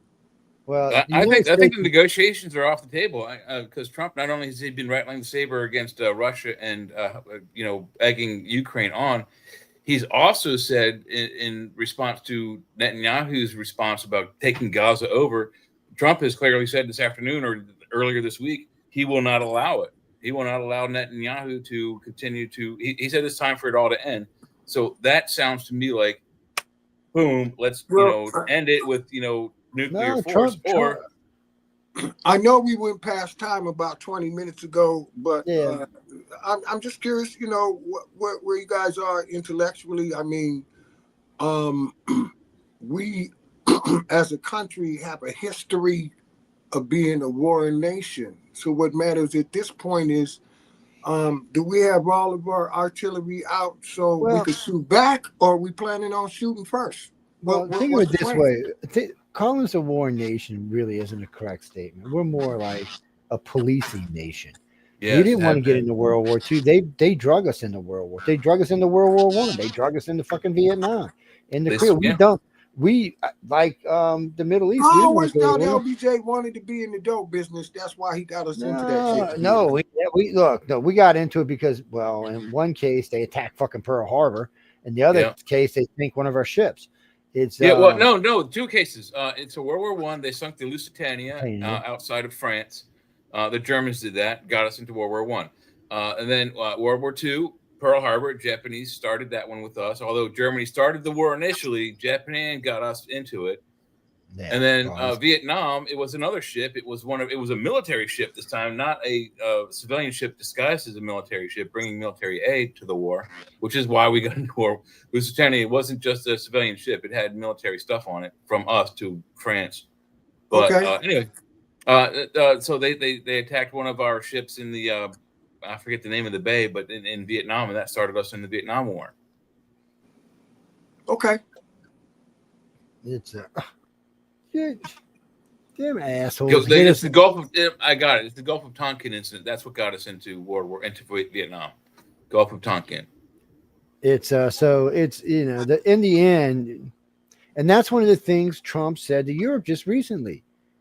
We don't need to police Europe and Asia. You do. It's not our countries. It's not our region. Let us Okay. police the Americas. You police that part of the world. And if anybody gives you any shit, then you got us as backup. And let us just do our thing and let us build our military, do what we want to do. In Build our your Golden opinion, Dome. why can't they readily agree to that? They didn't have a choice. Trump didn't give them a choice. Told them you're going to do it. Now, this is what's so funny about this. The head of the EU hated Trump. Now she's all like pining over him like she wants to give him a blowjob. I mean, Interesting. She is just like staring at him and talking about how good he was, how he was the only man that could have attacked Iran without starting the war. He's the only man that can talk to Putin. Putin's not going to listen to anybody else. Yeah, well, apparently he ain't going to listen to Trump either. Yeah, it seems he's been doing the same tactics that the terrorists from the Iranian state, the Hamas and Hezbollah, doing the same thing. You want me to tell you how this war is going to end? Is going and ongoing until the last time, and then being like, nope, screw it, I don't want to do it. I'm going to tell you. That's what he's been doing. I'm going to tell you how this war is going to end. It's going to end one of two ways. Trump's going to call Xi Jinping and say, "Look, dude, if you don't stop buying oil from Putin and backing him up, we're cutting you off completely, and we're going to tariff everything 1,000%. Your choice." Yeah. So then Xi Jinping, the only thing he has to decide whether do you want to fight Trump and get into a trade war with us in Europe, which they can't win, or do they turn around? You know what's so funny? Donald Trump stole Clinton's campaign slogan. Let's make America great again. Make America great. You know, but Clinton what he stole it from somebody else. No, he should have stole Clinton's style, because when they pulled that shit and Clinton was in, he cut their asses off. And the reason I know this is because I was working in the capacity where I was exposed. This is pre-fax machine. So teletype, telex. This thing is coming across the telex in the office, and it basically says in translation, "We know we screwed up, but you should be reminded that we have a standing army of over 1 billion soldiers, and they have not had a cigarette in 6 weeks. You think maybe we could buy some Marlboros and work this shit out?" So here we are going down to the ports of call, and bigger than all life, here comes the diplomatic attaché to declare that this 2 20-foot containers full of Marlboros is his personal property. They go on the boat. I'm watching this. 72 hours later, there's no trade embargo against them. We're going to work things out. That's what Donald Trump should have stole from Clinton. Well, actually, but Trump's a much better negotiator than Clinton is. Yeah, because Clinton didn't pull off what happened last night. I will say that much. I do have to give it to him. Clinton, I don't know. I feel for Clinton because, he's old now. And, it looks like we could have 2 presidents ending their careers in shame. Actually, 3. Obama, Biden, and Clinton. And, if the Democrats get 3 presidents wiped out, they're no longer a party. They're done. They're over with. Yeah. Matter of fact, I think they want to get one of them. Well, if Obama gets taken out or Clinton gets taken out, they're in deep shit. Both of them get taken out. And right now, see, my thing is for Obama, and I've said this 100 times, and then we got to go, but Obama may have a chance, just like Ronald Reagan. So Ollie North threw himself in the sword for Ronald Reagan. Ronald Reagan was busted, but Ollie came and said, no, Reagan didn't know anything about it. It went through me. The president was saved. So what Brennan can do is said, no, I was just using Obama's email to run this so it looked official. So there wasn't no feedback, but I was the one running the job. Then Obama's off the hook. Brennan's going to prison for treason. But no matter what goes on here, somebody for the Russia is going to jail. So it's going to be real interesting to see how things unfold and what that does to the perception of the American people. Mm-hmm. Well, we all knew Clinton was a dog before we let him get into office. He was the new JFK. JFK was doing the same thing. He was the player that we needed up front. Yeah, he's doing an 18-year-old under the desk in the Oval Office look. He's a dog. Was Trump a player? We knew Trump was a player. We knew he was a womanizer before we put him in office. Yeah, but you know what the difference is? The Now, we didn't Playboy know symbol Obama. got retired. There's no Yeah. Hugh Hefner. There's no Larry Flint to back up all of that whole style. You see? Yeah, but it doesn't matter because the biggest thing in the world is porn, by far. Yeah, but they made it socially unacceptable. Like now, Mm-hmm. you know, again, I say the difference between the Republicans and the Democrats is only one thing. You know, everybody's doing the same thing. When the Republicans get caught, lie. Act like you. I don't care if you're looking right at me. You know, it's like the Rodney King videotape. But so what? You looking at it? We say it didn't happen. The Democrats, on the other hand, you get caught doing something illicit, immoral, illegal. Stick your chest out and with your whole chest say it's everybody else's fault, and that's the reason you're doing it. Somebody else did it, not us. You're Yeah. privileged to do it. It's not wrong. That's the Yeah, only difference between the two groups of people. They're in big trouble right now. The country clearly sees the Republicans as the ones that can take care of the country. They can't even get their own party over 30%. They're in trouble, and at this rate, and if they lose the House completely in the Senate. If they lose 61 in the Senate, and I think it's 300 in the House, the Republicans can do whatever the fuck they want. They have You know what I think? everything. I think some more Democrats got to get rich so they can become Republicans. No, the Democrats are the richer party. That's what's fucked up. The Democrats are the richer party. That's unbelievable, Joe Montaldo. Usually, I would say, show me a Republican, and I'll show you when he used to be a pissed off Democrat. Everybody we're talking about. Elon Musk was a Democrat, richest man in the world. Donald Trump was a Democrat, worth $8 billion. Well, yeah, George Soros is a Democrat. Mark Cuban is a Democrat. You're right. Bill Gates is a Democrat. What's his name from Facebook? Zuckerberg is a Democrat. And the list, Jeff Bezos is a Democrat. Ross Perot, was he a Democrat? No, Ross Perot was an independent, I believe. But so all of these are Democrats. So now a lot of them are starting to convert and leave and become Republicans or centrists is what a lot of them are becoming. But the point is the Democrats, in the old days, the Republicans had the money, like in the early 1900s until about 1960, they had the money. Then the Democrats under Kennedy started taking it back, and then Clinton and them helped to take it back, and Vietnam helped them get it back, and then it switched. The parties just switch every once in a while. There's been more than two parties in the past, and you might see the Democratic Party become something else. You might see a split. You might see a centrist party start and a progressive party. Mm-hmm. Because that's the problem. I was listening to Hakeem Jeffries today talk about the Democrats, and he's like, we have become a progressive party. I can't vote with this party. A matter of fact, several of them have left and become independents now, including Biden spokesperson Jean LaPree, the gay girl, is now an independent. She's like, fuck you. Biden wrote a book about how incompetent he was and how she was being told to lie. And then we've got all this auto pen business. Mm-hmm. There's a lot of stuff that went on. Did you hear that Trump replaced Biden's official portrait photograph auto pen? Yeah, I've seen it. With a picture of an auto pen? Yeah, so instead of Biden's photo up there, autograph. What are you talking about, Jimmy? No, so you're talking about what's her name? What's her name? What's her name? The woman that sat on the bus. Why's her name going out of my Rosa Parks. Rosa Parks. So yes, he didn't remove Rosa Parks from. No, he removed him from there. So what he did was inside the Oval Office, you can only be people there that have served. Rosa Parks is in the gallery in the hallway with everybody else who has been the Hall of Fame gallery. For someone else who has helped change society, but they're civilians. Everything in the Oval Office is either politicians or military. That's him. Yeah, that has nothing to do with anything else. It has nothing to do with what color you are, because there's other black people in there and Hispanics. And what are you talking about? What do you mean Japanese or what? Okay. Most Japanese I meet are whiter than white people. Mm-hmm. Yes, I mean like powder snow white.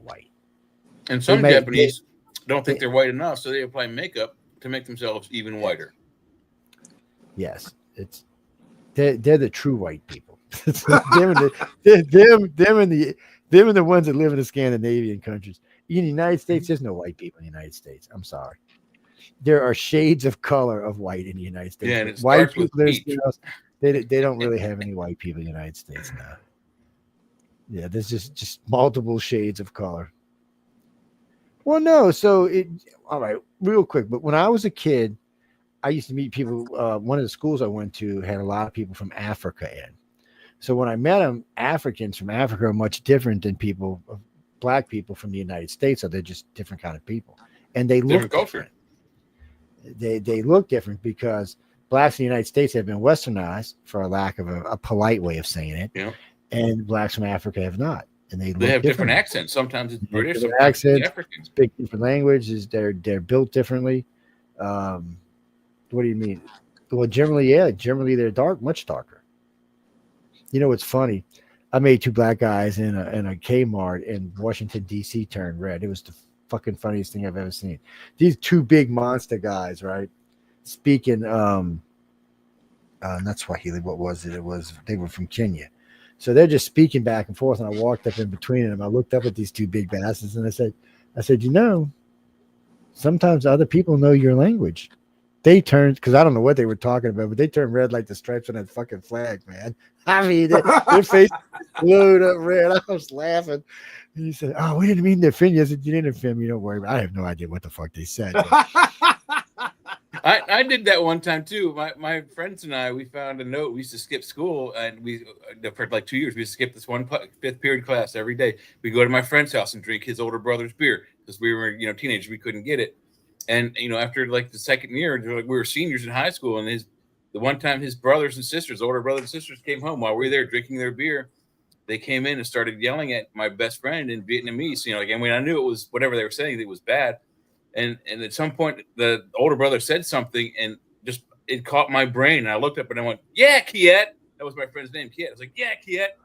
And all three of the older brothers and sisters turned to me and went, "You know what we're saying?" And I'm like, "No, but I agreed with what you said." I learned what they're saying, but I agreed with it because I learned we were in the wrong. One phrase in Vietnamese that saved me in the Asian community, and that was simply "Didi Bao," and that made them believe, "Oh, he speaks our language, so it would change everything." Yeah. But anyway, that's a good note to go. It is now 1 a.m. my time, 2 a.m. Jay's time. It is midnight your time, huh? Yeah. Mm-hmm. So Ben's in a weird state where they don't change time. Sometimes they're 2 hours behind. Sometimes they're 1. They're weird. Sometimes they're 6 hours behind. Sometimes they're 2. Sometimes they're 1. But I had to go look it up to see if we were, because he said Central Time. I'm like, does that apply to us? Because sometimes it doesn't. It depends on what time of the year. Yeah, because y'all stay the exact same. Everybody else switches around, y'all. And sometimes we're exactly Arizona's the same time special. in California, and sometimes we're an hour difference. Yeah. Trump may abolish it. It may be one time for the entire country. And California is 5 you hours. can't do that because all the other countries will still have time. No, I mean the daylight savings time thing will go away. Oh no, I agree with that. We don't. That was a wartime thing. We don't need that anymore. Anyway, on that note, we got to go, guys and girls. We're gonna bring Ben back. Ben's welcome anytime. But we'll talk about him and I'll tell you that. Yeah. But we got to go. It's way past my bedtime. Look, my dogs have come in here like 3 times now. Like, what the fuck are you doing? Time to go to bed. Where's our food, Daddy? Where's our food? No, they're not worried about food. They want to know why my ass ain't in bed scratching on their little heads and stuff. Anyway, on that note, guys and girls, we got to go. I want to tell everyone I appreciate you for tuning in to United Public Radio and the news on the flip side. I hope you enjoyed the show. Of course, as I say all the time, any moans, groans, bitches, or complaints, please feel free to write to Michelle DeRoche.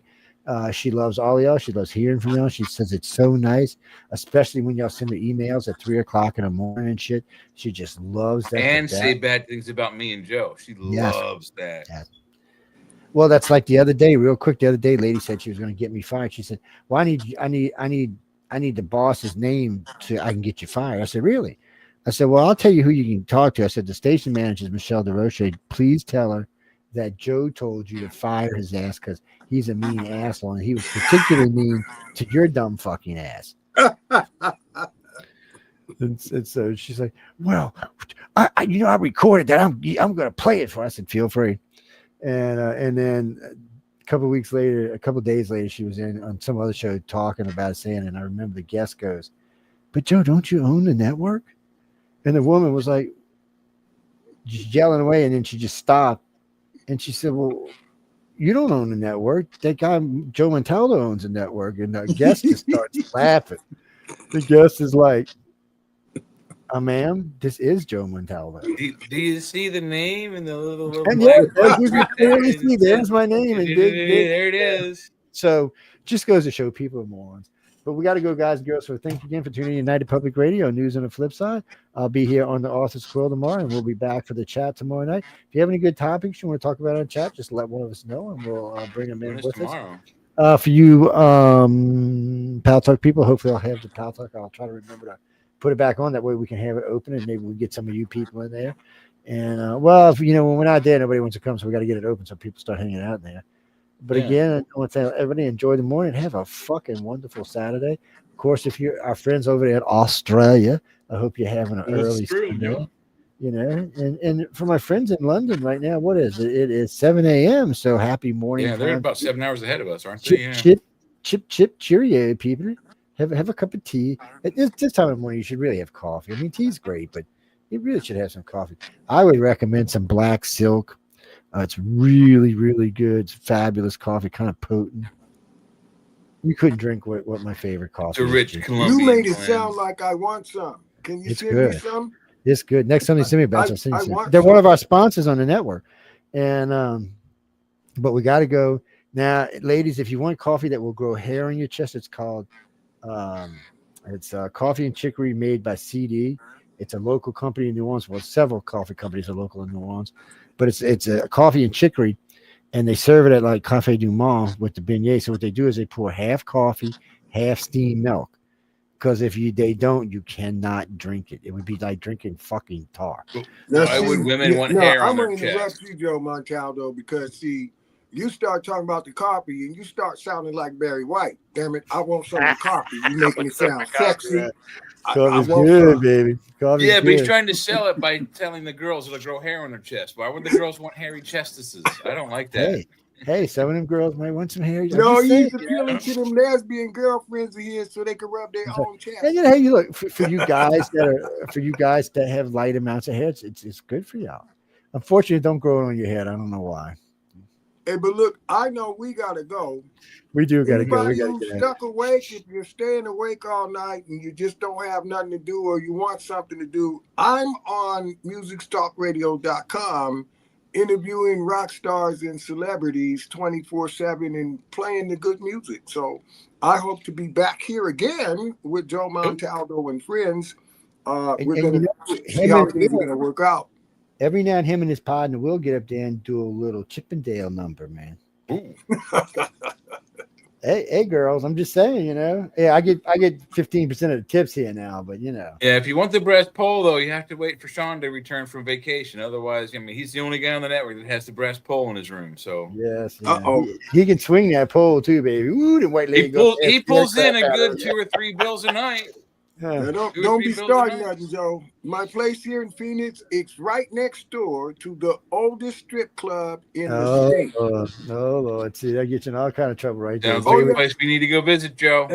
Jay would be getting in my trouble. statistics show me that the state of Arizona is number 1 in beer sales and private sex clubs. Well, Weinstein said he was coming here for rehabilitation. He should have just started here. He never would have needed to get rehabilitated. Yeah, I know. So I've always said if you live in the desert, there's only one thing to do, and that's breed. I can't remember what the other thing is, but there's 2 things to do in the desert. One of them is breed. Well, anyway, guys, I'm going to the bathroom. I'm going to make me grits and eggs. This with some grits, and we'll use them as a base and put some fried eggs so the yolk gets all over. Yeah, making you hungry. But we got to go, guys and girls. Thanks again for tuning in United Public Radio. Be sure to go see Michelle. She always wants a big hug. Y'all should check her out on Wednesday and Thursday nights. Yes. When you ask her if you can come on camera and then go like this. Tell her Jay said to do it. No. Well, Tell I had a Sean. blast sharing your audience, Joe Montaldo. I'm looking forward to you having me back on here. Oh yeah, man. Probably I have love something it. to talk about.